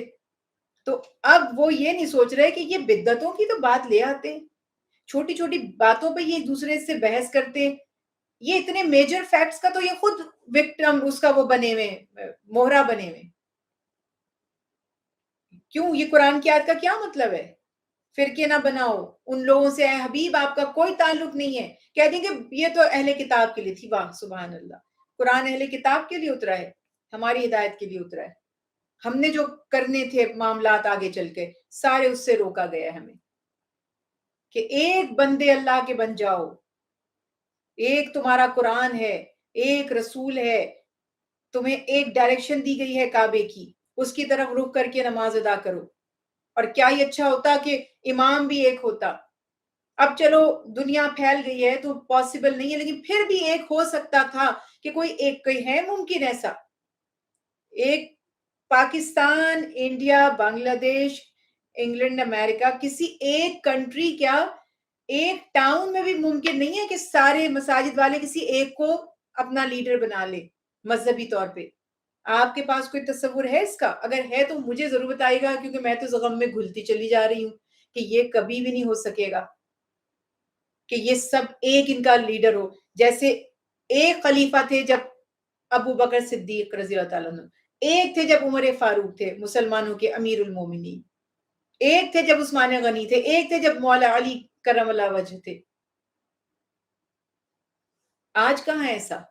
میں وہ کہہ رہی ہوں چلو مان لیا پوری امت مسلمہ کا ایک نہیں بن پایا مینج کرنے کے حساب سے یا دیگر سیاسی معاملات کے حساب سے. آپ ایک ٹاؤن کا تو ایک بنا کے دکھا دیں. ایک محلے میں ایک مسلک کی مسجدیں ایک دوسرے کو نہیں مان رہی، باقی تو چھوڑ دیجئے، آپ بالکل ہی بھول جائیے. یہ ہمارا حال ہے. اور ہم اپنے آپ سے یہ سوال کریں کہ ہم یہ کام کس کے لیے کر رہے ہیں؟ یہ جو ہم تبلیغ کر رہے ہیں یا مساجد تعمیر کر رہے ہیں، تو یہ ہم کس کے لیے کر رہے ہیں؟ کیا یہ اللہ کا نام، دین کی سربلندی، اللہ کے کلمے کی بلندی کے لیے کر رہے ہیں؟ اگر کر رہے ہیں تو سنت کے مطابق اور حکم الہی کے مطابق ہونا چاہیے تھا. تو وہ کیسے ہے؟ وہ قرآن پاک نے بتا دیا. تو اس حساب سے اللہ تعالیٰ فرماتے ہیں کہ جنہوں نے اپنے دین کو فرقوں میں بانٹ دیا، آپ کا ان سے کوئی تعلق نہیں، بس ایک ہی دین ہے، صراط مستقیم، جو اللہ کے نبی کا راستہ ہے اور قرآن، اور کوئی طریقہ نہیں ہے. پھر آیت 162 میں حقیقت ایمان اور ایمان کی جو اصل روح ہے، جو جان ہے، وہ اور مسلمان کے مقصد حیات کو بیان کرتے ہوئے یہ دیکھیے جو ابھی ہم بحث کر رہے تھے، اے رسول صلی اللہ علیہ وسلم، یعنی اللہ نے اپنے پیارے حبیب حضرت محمد مصطفیٰ صلی اللہ علیہ وسلم کی زبان مبارک سے ادائیگی کروائی اور ہم سب کو اصول دے دیا کہ آپ فرما دیجئے، یعنی اے نبی صلی اللہ علیہ وسلم آپ فرما دیجئے کہ بے شک میری نماز اور میری قربانی، میری زندگی اور میری وفات، یعنی سب کچھ آ گیا نا، اللہ رب العالمین کے لیے. یہ مقصد ہے زندگی کا بھی اور دین کا بھی، کہ آپ کا اٹھنا بیٹھنا سونا جاگنا کسی مقصد کے لیے بھیجا ہے. اب آپ کسی کو یہاں اکثر آفیسز میں ایسا ہوتا ہے، کوئی سپروائزر ہے، کوئی کسی پوسٹ پر ہے، تو انٹرنیشنل فورم میں بھیجا جاتا ہے، میٹنگز میں بھیجا جاتا ہے، وہ ریپرزینٹ کرتے ہیں اپنی کسی کمپنی کو، اپنی کمیونٹی کو یا کچھ، تو وہ بندہ اس حساب سے اٹھ کے جاتا ہے اپنے گھر سے. اب مجھے میری کمپنی نے بھیجا ہے کہ آپ نے یہ آپ کا جو ہے ٹکٹ ہے، یہاں آپ نے ٹھہرنا ہے، اس طرح آپ نے ٹریول کرنا ہے اور اتنے دن کا آپ کا قیام ہوگا، اور آپ نے ہماری جو کمپنی ہے کیا اس کے آبجیکٹیوز ہیں اور کیا اس کا مقصد ہے اور کیا معاملات ہیں، یہ ان کو بتانے، بریف کرنا ہے یا سیمینارز اٹینڈ کرنے ہیں اور یہ سب چیزیں کرنی ہیں۔ اب وہ جو بندہ نکلتا ہے تو وہ اسی موڈ میں ہوتا ہے، اسی فیز میں وہ چل رہا ہے کہ ہاں میرا مقصد یہ ہے۔ اب وہ فرض کر رہے ہیں کہ وہاں وہ گیا، اس کو ٹکٹ تو کسی اور فلائٹ کا دیا گیا تھا، اس نے ایئرپورٹ جا کر مائنڈ چینج کر لیا اور کسی اور ڈیسٹینیشن کی فلائٹ پکڑ لی، ایسا کرے گا وہ؟ کبھی بھی نہیں کرے گا۔ اور اسی طرح سے وہ وہاں جائے اور وہ بجائے وہ جو سیمینارز تھے یا میٹنگز تھیں یا ورک شاپس تھیں جس ٹاسک کے ساتھ اس کو بھیجا گیا تھا، اس کے بجائے ارے میری پھپھو یہاں رہتی ہیں، چلو ذرا ان سے مل لوں، پھپھو کے گھر ملنے چلا گیا۔ انہوں نے کہا نہیں بیٹا اتنے عرصے بعد آئے ہو، چھوڑو تم باقی ساری چیزیں، ابھی تم یہاں میرے پاس رہو، کچھ ہمیں مہمان نوازی کا موقع دو۔ کیا وہ پھپھو کا مہمان بن جائے گا اور وہ بھول جائے گا کہ وہ کس لیے آیا تھا؟ یہ اگزامپل ہمیں سمجھنی ہے کہ اللہ سبحانہ تعالیٰ نے بتا دیا کہ تم زندگی میں ایک ٹاسک کے ساتھ بھیجا گیا ہے تمہیں، اس میں تمہیں کھانے پینے کو بھی دیا گیا ہے، رہائش کا بھی انتظام کیا گیا ہے، تھوڑی انٹرٹینمنٹ بھی ہے۔ آپ کسی ہوٹل میں جاتے ہیں وہاں ٹیلی ویژن وغیرہ موجود ہوتے ہیں کہ تھوڑا آپ نے ٹی وی وغیرہ دیکھنا ہے تو آپ دیکھ لیں، وہاں بیسک ضرورت کی چیزیں بھی موجود ہوتی ہیں۔ تو یہ چیزیں بڑے ہوٹل میں جاتے ہیں، سوئمنگ پولز وغیرہ، جم بھی وہاں موجود ہوتے ہیں، لائبریریز بھی ہوتی ہیں کہ آپ کا مختصر قیام ہے مگر اس میں اگر آپ کو تھوڑا ٹائم مل جائے تو چلو آپ تھوڑی چھوٹی چھوٹی ایکٹیویٹیز بھی کر سکیں گے۔ مگر لوگ جم کے لیے ہوٹلوں میں نہیں جاتے، لوگ سوئمنگ پول کے لیے ہوٹلوں میں جا کے نہیں ٹھہرتے۔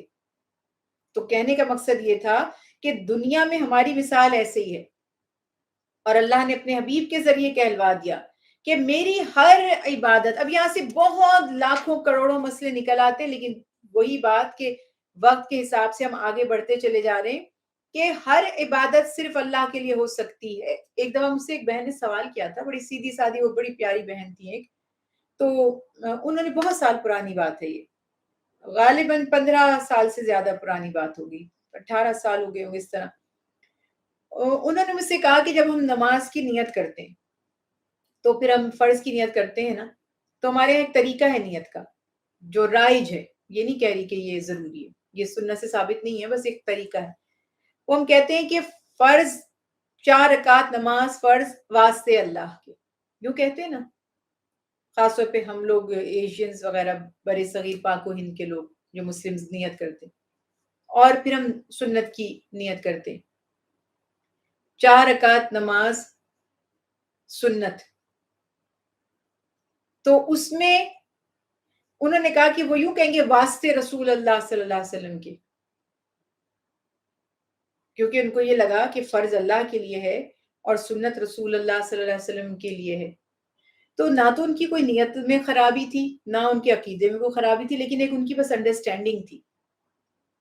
تو میں نے ان سے کہا کہ یہ سنت تو ہے رسول اللہ صلی اللہ علیہ وسلم کی، لیکن یہ واسطے اللہ ہی کے لیے ہے، یعنی سنت رسول کی ہے، لیکن ہر عبادت چاہے وہ فرض ہو، واجب ہو، سنت ہو، نفل ہو، جو بھی آپ اس کا نام دے دیں، وہ ہے اللہ کے لیے ہی۔ تو ایک کانسیپٹ، بات ختم ہو گئی، کلیئر ہو گئی، ان کی بات سمجھ میں آ گئی۔ تو یہاں پر یہ بات ہے کہ جو بھی ذبح کریں آپ جانور اور جو بھی نفل آپ پڑھیں، کسی کے بھی ایصال ثواب کے لیے کر سکتے ہیں، حتیٰ کہ اپنی فرض عبادت بھی آپ ایصال ثواب کر سکتے ہیں، ثواب پہنچا دیں، کوئی اس میں بدعت نہیں ہے۔ بدعت وہ کہہ رہا ہوگا جس نے عالم دین کا کورس، میرے خیال سے کہ کسی استاد سے نہیں کیا ہوگا، جعلی والی ڈگری لے لی ہوگی۔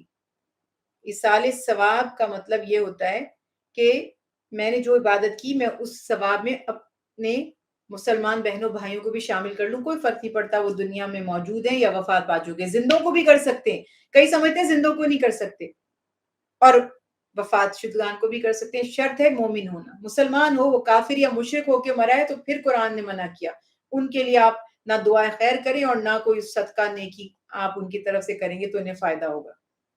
بہرحال شارٹ کٹ یہ کہ آپ ایصال ثواب کر دیں، کسی سے بھی اللہ سے دعا کر لیں، اس کو بھی ثواب پہنچا دیجئے، اسے بھی پہنچا دیجئے، لیکن وہ جب عمل کریں گے تو آپ یہ نہیں کہیں گے کہ میں نے اس کے لیے کیا، اللہ کے لیے ہے۔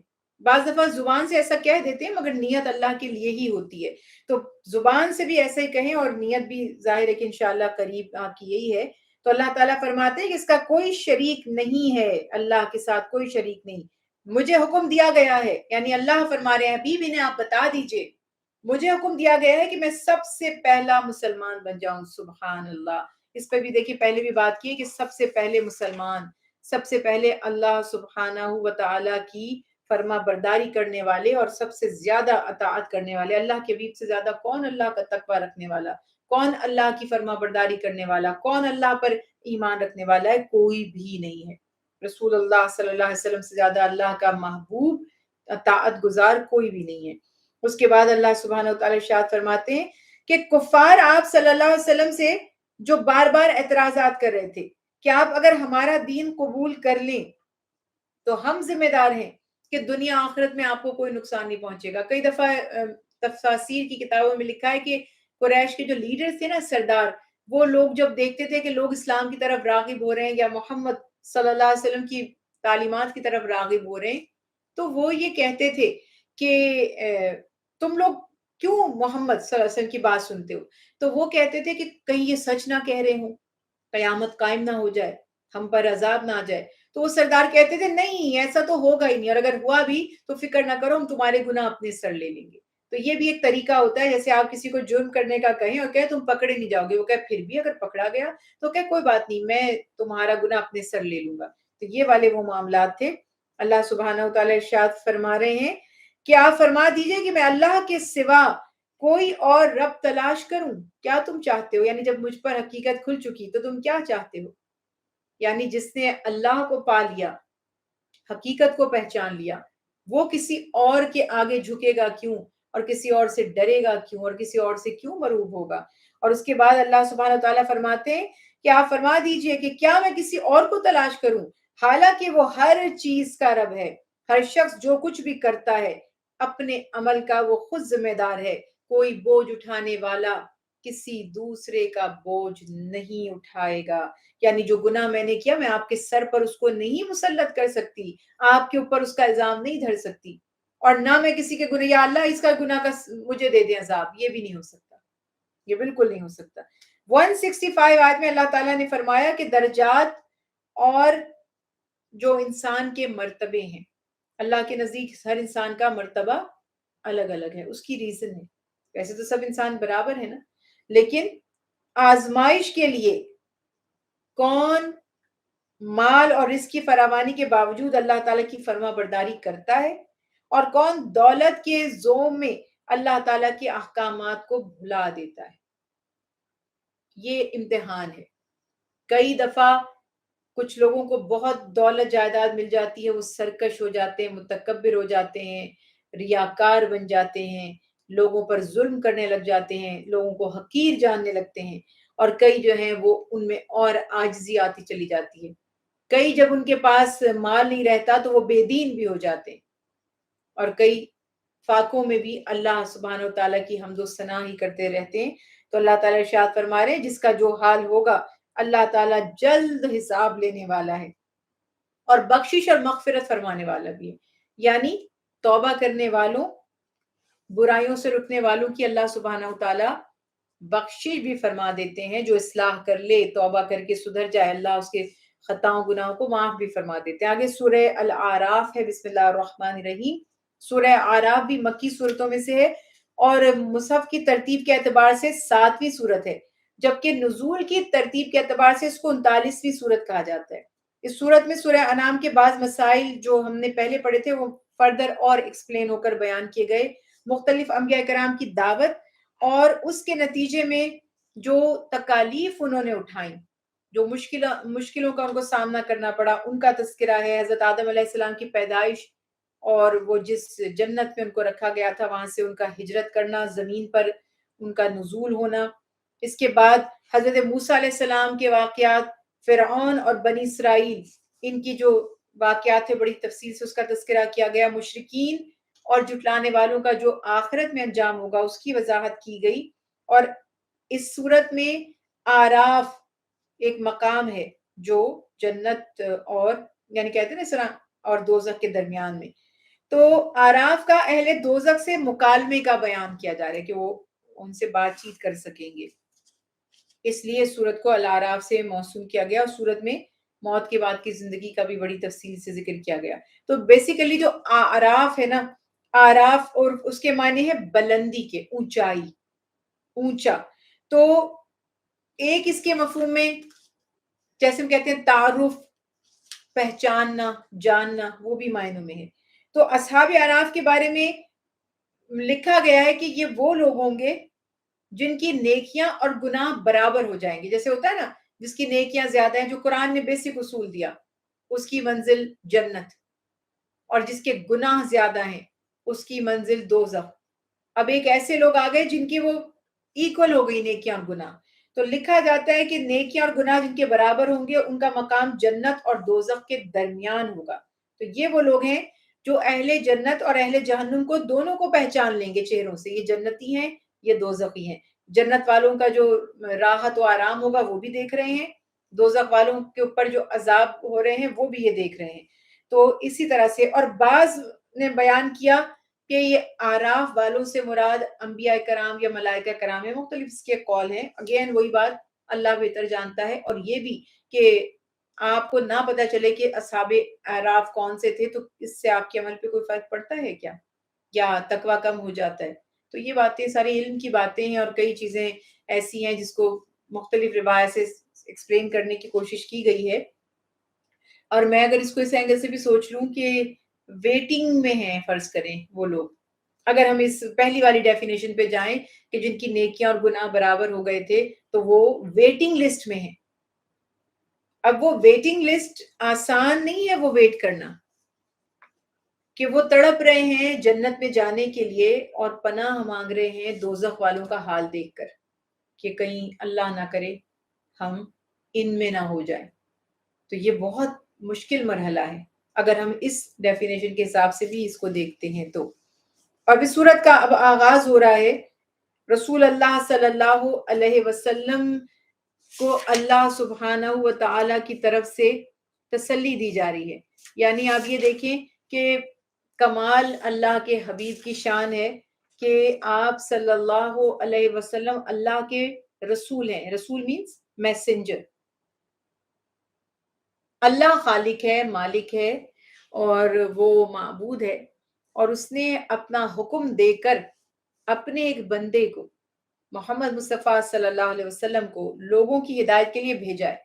اور اللہ کے حبیب کی جو لگن ہے، اللہ سے جو محبت کی انتہا ہے، اور جو جس کے پاس آپ پیغام لے کر جا رہے ہیں، امت، افراد، لوگ یا انسان، ان سے بھی محبت ہے کیونکہ اللہ نے آپ کو رحمت للعالمین بنایا ہے. تو آپ صلی اللہ علیہ وسلم یہ چاہتے ہیں کہ جیسے میں اللہ کا فرما بردار ہوں، اس کی جو شان میں جانتا ہوں کہ وہ کس قدر عبادت کے لائق ہے، کس قدر حمد و ثنا کے لائق ہے، تو یہ لوگ بھی عبادت کریں. اور دوسری طرف اللہ تعالیٰ کے عذاب سے بھی فکر ہے کہ کہیں یہ لوگ جہنم کا ایندھن نہ بن جائے. ان سے بھی، ان کی بھی خیر خواہی عزیز ہے، تو چاہتے ہیں کہ ان کا بھی بھلا ہو جائے. تو یہ بات یہاں پر واضح کر دی جا رہی ہے کہ آپ صلی اللہ علیہ وسلم کو جو درد ہے امت کا، کمال کی بات یہ ہے کہ اللہ تعالیٰ تسلی دے رہے ہیں کہ اے حبیب صلی اللہ علیہ وسلم، یہ کتاب یعنی قرآن جو ہم نے آپ کی طرف اتاری، بس اس سے آپ اپنے دل کو تنگ مت کیجئے. یعنی اللہ تعالیٰ ارشاد فرماتے کہ یہ آپ کو مشقت میں ڈالنے کے لیے نہیں اتاری گئی، آپ غم مت کیجئے. اور پھر واضح طور پر بیان فرما دیا اللہ سبحانہ و تعالی نے کہ کفار جو غلط رویہ اختیار کر رہے ہیں، تکذیب کر رہے ہیں، دعوت حق کو ٹھکرا رہے ہیں، آپ پر اعتراض کر رہے ہیں، آپ پرواہ مت کیجئے. آپ اپنا فرض منصبی ادا کرتے رہیے. آپ سے ان کے ایمان نہ لانے کے بارے میں کوئی سوال نہیں کیا جائے گا. پھر آیت مبارکہ 4 میں بتایا کہ بعض بستیوں پر اللہ کے عذاب آئے جب وہ دوپہر کو سو رہے تھے، یعنی وہ قیلولہ کا ٹائم جو ہوتا ہے، نیپ کا ٹائم، ہوش بھی نہیں تھی ان کو، خبر بھی نہیں تھی۔ تو ان کے مکینوں نے اقرار کیا کہ ہاں ہم ظالم تھے۔ پھر آیت مبارکہ 8 میں بتایا کہ قیامت کے دن اعمال کا وزن کیا جانا حق ہے۔ جن کی نیکیوں کا ترازو بھاری ہوگا، پلڑا بھاری ہوگا، وہی کامیاب ہوں گے، اور جن کی نیکیوں کا پلڑا ہلکا ہوگا وہ بہت نقصان اٹھائیں گے۔ پھر آیت مبارکہ 10 میں زمین میں اور آسمانوں کے آباد کرنے اور جو اللہ تعالیٰ نے اس میں ذرائع معاش پیدا فرمائے، ان میں اللہ کی جو قدرت ہے، جو احسان ہے، جو نعمتیں، اس کا تذکرہ فرمایا، لیکن فرمایا بہت کم لوگ ہیں جو شکر ادا کرتے ہیں۔ یعنی وہ 2 4 6 چیزیں میرے پاس نہیں ہیں، اس کا دکھ تو مجھے ہے، لیکن جو کروڑوں اللہ کی نعمتوں کا ہم فائدہ اٹھا رہے ہیں، اس حساب سے ہم اس کا شکر بالکل نہیں کرتے۔ اور آیت مبارکہ 11 اور سے لے کر 27 تک میں آدم علیہ السلام کا واقعہ بیان کیا کہ جب ابلیس نے اللہ کے حکم پر عمل نہیں کیا، آدم علیہ السلام کو سجدہ نہیں کیا، میں اس کو مختصر کر رہی ہوں، اور انکار کر دیا، اور پھر اس کو جنت سے نکال دیا گیا۔ اس کے بعد اس نے آدم علیہ السلام اور بی بی حوا، اللہ کے حکم سے ایک باغ تھا جس میں وہ رہتے تھے، وہاں ایک درخت تھا جس کے قریب جانے سے منع فرمایا گیا تھا، جو آزمائش تھی۔ ابلیس نے اللہ کی قسمیں اور ان کی خیر خواہی کی قسمیں کھا کھا کر انہیں یقین دلا دیا کہ آپ کے لیے اس میوے میں بڑا اللہ کا قرب آپ کو مل جائے گا، اور اس لمحے وہ بھول گئے کہ یہ وہی میوہ تھا، اور انہوں نے وہ میوہ کھا لیا۔ پھر ایک امتحان میں مبتلا ہو گئے، اللہ تعالیٰ نے اس جگہ سے ان کو نکال دیا، اور پھر انہوں نے توبہ کی اور اللہ نے ان کی توبہ کو قبول فرمایا، اور دوبارہ ان کا مقام بحال ہو گیا۔ اور پھر ان کو چونکہ زمین کا خلیفہ بنایا گیا تھا لوگوں کے لیے، تو وہاں پر ہی ان کو آباد ہونے کا حکم دے دیا گیا۔ اس کے بعد آیت مبارکہ، اس کے درمیان میں جو آیت مبارکہ 28 ہے، کفار کے جو عقائد باطلہ تھے اور جو ان کے برائی کے کام تھے، جب انہیں اس سے روکا جاتا ہے تو کہتے ہیں کہ یہ ہمارے باپ دادا کا طریقہ تھا۔ دیکھیے پھر وہی بات ہے کہ ہم جو بار بار بات کرتے ہیں، باپ دادا کا طریقہ اچھا ہے تو وہ ان کے لیے بھی صدقہ جاریہ ہے اگر آپ اس پر عمل کرتے رہیں، اور اگر غلط ہے تو ان کے لیے عذاب جاریہ ہے، تو اس کو فوری طور پر ترک کر دیں۔ اللہ نے ہمیں اس کا حکم دیا، اللہ تعالیٰ نے اس کا رد فرما دیا۔ اللہ بے حیائی کے کاموں کا حکم نہیں دے سکتے، بلکہ اللہ عدل و انصاف کا حکم فرماتے ہیں، تو تم بھی اسی طرح اللہ کی عبادت کرو۔ آیت مبارکہ 31 32 میں اے بنی آدم، بہت دفعہ اس میں اے بنی آدم کہہ کر کے خطاب ہوا کہ ہر عبادت کے وقت لباس زینت کو اختیار کرو اور اسراف سے بچتے رہو، اللہ کی نعمتوں سے فائدہ اٹھاؤ، پاکیزہ چیزیں، خواہ لباس ہو یا خوراک، مومنوں کے لیے ہر پاکیزہ چیز حلال کر دی گئی۔ اللہ تعالیٰ نہ تو ظاہر کی اور نہ باطن کی بے حیائی کو اور گناہ کو پسند فرماتے ہیں۔ اللہ نے ظاہر اور باطن یعنی ظاہر اور چھپی ہر برائی کو حرام قرار دے دیا۔ پھر آیت 35 میں نبی کریم صلی اللہ علیہ وسلم اور آپ سے پہلے جو انبیاء علیہ السلام تھے، ان کی اطاعت کرنے والوں کا تذکرہ کہ وہ تقوی والے تھے، اور جو اعمال صالح کرنے والے تھے ان کے لیے جنت کی خوشخبریاں دی گئیں، اور جنہوں نے انکار کیا نبیوں کا اور اللہ کے حکم کا، انہوں نے جو تکذیب کی تو اس کے لیے ان کو جہنم کے عذاب کی خبر دی گئی۔ آیت مبارکہ 40 میں فرمایا اللہ کی آیت کو جھٹلانے والوں اور تکبر کرنے والوں کے لیے آسمان کے یعنی اللہ کی رحمت کے دروازے نہیں کھولے جائیں گے اور وہ جنت میں داخل نہیں ہوں گے۔ اور آیت 43 میں فرمایا اللہ نے اہل جنت کے دلوں سے کینہ نکال دیا، یعنی کوئی تھوڑا بہت اگر دنیا میں فرق بھی تھا، ایک دوسرے سے تھوڑی ناراضگی بھی تھی، تو جنت میں جب وہ جائیں گے تو ان کے دلوں میں کسی قسم کا ایک دوسرے کے لیے کوئی کھچاؤ نہیں ہوگا، بلکہ محبت اور ہمدردی ہوگی، اور ہدایت پانے والے اللہ کا شکر ادا کرتے ہیں۔ یہاں سے یہ بھی میں اس کو اس طرح بھی سمجھ سکتی ہوں کہ اگر آپ کو جنت میں جانا ہے تو دلوں سے کینے کو نکال دینا چاہیے، یہ بھی ایک اس کا مفہوم ہے، کیونکہ اسی کے فضل سے ہدایت ملتی ہے۔ اللہ کا شکر کریں اور دلوں میں نفرتیں اور کینے نہ رکھیں۔ 44 آیت اور بعد کی جو آیات ہیں، اس میں آخرت میں جو جنتی جہنمیوں کو پکاریں گے اور وہ کہیں گے، پہلے جنتی خطاب کریں گے جہنمیوں سے، اور وہ پوچھیں گے کہ بھئی ہمارے رب نے جو ہم سے جنت کا وعدہ کیا تھا وہ تو ہم نے تو اس کو پورا پایا، ہمارا وعدہ تو پورا ہو گیا، ہم نے سچا پایا، یہ بتاؤ کیا تم نے بھی اپنے وعدے کو سچا پایا؟ تو اس وقت ایک پکارنے والا پکارے گا کہ ظالم اللہ کی رحمت سے دور ہوں، لعنت ہو ظالموں پر۔ مزید فرمایا کہ جنتیوں اور جہنمیوں کے درمیان ایک آڑ ہوگی، حجاب ہوگا، اور اہل اعراف دونوں گروہوں کو ان کی نشانیوں سے پہچانیں گے، اور جنتیوں کو سلام کریں گے اور جہنمیوں سے کہیں گے کہ تمہاری جماعت اور تمہارا تکبر آج تمہارے کسی کام نہ آیا۔ جہنمی جنتیوں سے منتیں کریں گے، گزارش کریں گے کہ ہم پر تھوڑا سا پانی انڈیل دو، تھوڑا ہمیں بھی پانی مل جائے، کچھ نعمتوں میں سے ہمیں بھی دے دو جو اللہ نے تمہیں عطا کی ہیں۔ مگر اللہ نے فرما دیا کہ یہ چیزیں کافروں پر حرام ہیں۔ آج جو اللہ کی حرام کی ہوئی چیزیں کھا رہے ہیں نا دنیا میں، جنت کی چیزیں ان پر حرام ہوں گی، تو پھر وہ سوچیں کہ ان کا حال کیا ہوگا۔ جن لوگوں نے دین کو کھیل تماشا سمجھ رکھا تھا، اللہ ان سے فرمائیں گے جس طرح تم نے قیامت کے دن کو بھلا رکھا تھا، آج تم بھی نظر انداز کر دیے جاؤ گے۔ پھر آیت 54 میں اللہ تعالیٰ کی قدرت کی نشانیاں بیان کی اور فرمایا اپنے رب کو گڑ گڑا کر چپکے چپکے اس کے عذاب سے ڈرتے ہوئے پکارا کرو اور اس کی رحمت کا یقین رکھ کر پکارا کرو اور زمین میں اصلاح کے بعد فساد نہ کرو۔ آیت 57 میں اللہ تعالیٰ نے جو اللہ کی رحمت کا جو نظام ہے، جو بارش برستی ہے اور اس سے پانی سے، اور جو بارش کا نظام ہے، کس طرح بادل ہواؤں کو لے کر آتے ہیں جس سے اس بارش سے اللہ بنجر زمین میں جان ڈال دیتے ہیں، اور اللہ سبحانہ و تعالیٰ اپنی نعمتوں کو پیدا کرتے ہیں، جیسے کہ گویا مردہ زمین تھی اس کو زندہ کر دیا گیا۔ پھر فرمایا اچھی زمین اللہ کے حکم سے سبزہ اگاتی ہے اور خراب زمین باغ و بہار نہیں لاتی ہے۔ مثال بھی ہے کہ جس کے دل کا وہ فطرت اچھی ہے نا، جس کی بنیاد اچھی ہے، تو وہ خیر ہی کی طرف جاتا ہے، جو کلمہ حق پڑھ لیتا ہے تو خیر کے کاموں میں لگ جاتا ہے۔ پھر مثالیں دے کر بتایا جا رہا ہے کہ انسانوں کے دل و دماغ کا بھی زمین کے جیسا ہی حال ہے۔ پاکیزہ دل اور دماغ میں ایمان ٹھہرتا ہے اور وہ اعمال صالح کی طرف راغب ہوتا ہے، اور اعمال کے جو پھل ہیں، ثمرات اس میں پیدا ہوتے ہیں۔ اور جو خبیث دل ہے اور دماغ ہے، نیگیٹو، اور جو ہے وہ شرک کی طرف، کفر کی طرف مائل، وہ پھل اور پھول پیدا نہیں کر سکتے۔ پھر 59 آیت مبارکہ سے آگے تذکرہ کیا جا رہا ہے حضرت نوح علیہ السلام کا، ان کی قوم کے حالات بیان کیے جا رہے ہیں کہ کس طرح سے انہوں نے حضرت نوح علیہ السلام کا انکار کیا اور طوفان میں وہ کیسے غرق ہوئے۔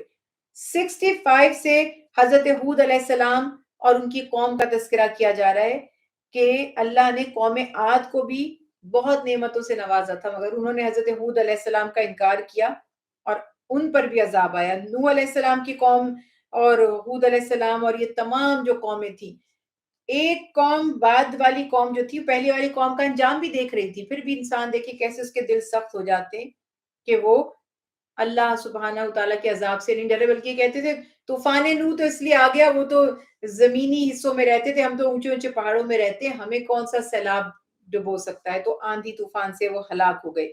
اس کے بعد اللہ سبحانہ و تعالیٰ نے ہر نبی کی قوم پر جب عذاب آتا تھا تو نبیوں کو اور ان کے ساتھ ایمان والوں کو باحفاظت وہاں سے نکال دیا جاتا تھا اور باقی قوم کو ختم کر دیا جاتا تھا۔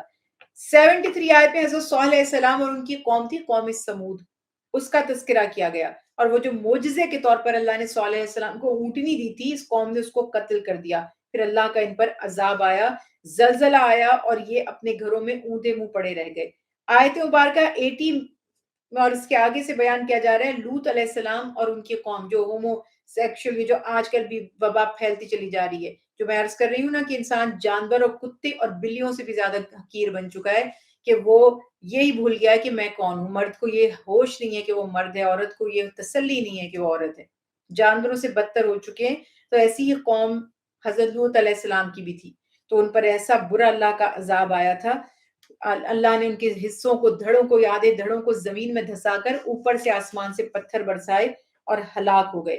پھر 85 سے حضرت شعیب علیہ السلام اور ان کی قوم اہل مدین، ان کا تذکرہ کیا گیا، اور اس کے بعد قرآن پاک میں بیان کیا گیا کہ کیا کیا ان کی برائیاں تھیں۔ دیکھیے وہ ناپ تول میں ڈنڈیاں مارتے تھے، وزن گھٹا کر دینا، دوسرے سے لینا تو اپنے حق سے زیادہ لے لینا، اور راستوں میں بیٹھ کر راہزنی کرنا، چوریاں ڈکیتیاں کرنا، لوگوں کو اللہ کے دین سے، حق کی راستے پر جانے سے روکنا۔ تو اللہ سبحانہ و تعالیٰ فرماتے ہیں ان سے بار بار کہا گیا کہ فساد فی الارض سے باز آ جاؤ۔ آپ کو پتہ ہے فساد فی الارض کتنی بڑی سزا ہے؟ جو ڈکیتیاں کرتے ہیں ڈاکو، ان کی موت کی سزا ہے، بہت سخت یہ احکامات ہیں۔ اللہ سبحانہ و تعالیٰ یہ پچھلی تمام قوموں میں جو خرافات تھیں اور جو ان میں نافرمانیوں کی اور بدعمالیاں تھیں، اللہ رحم کرے کہ آج وہ سب ایک وقت میں ہمارے سامنے ہیں۔ اللہ ہمیں اپنی پناہ میں رکھے، اللہ سب کو ہدایت عطا فرمائے، جو کچھ پڑھا جو سنا اسے اپنی بارگاہ میں قبول فرمائے۔ وما علینا إِلَّا الْبَلَاغُ الْمُبِينُ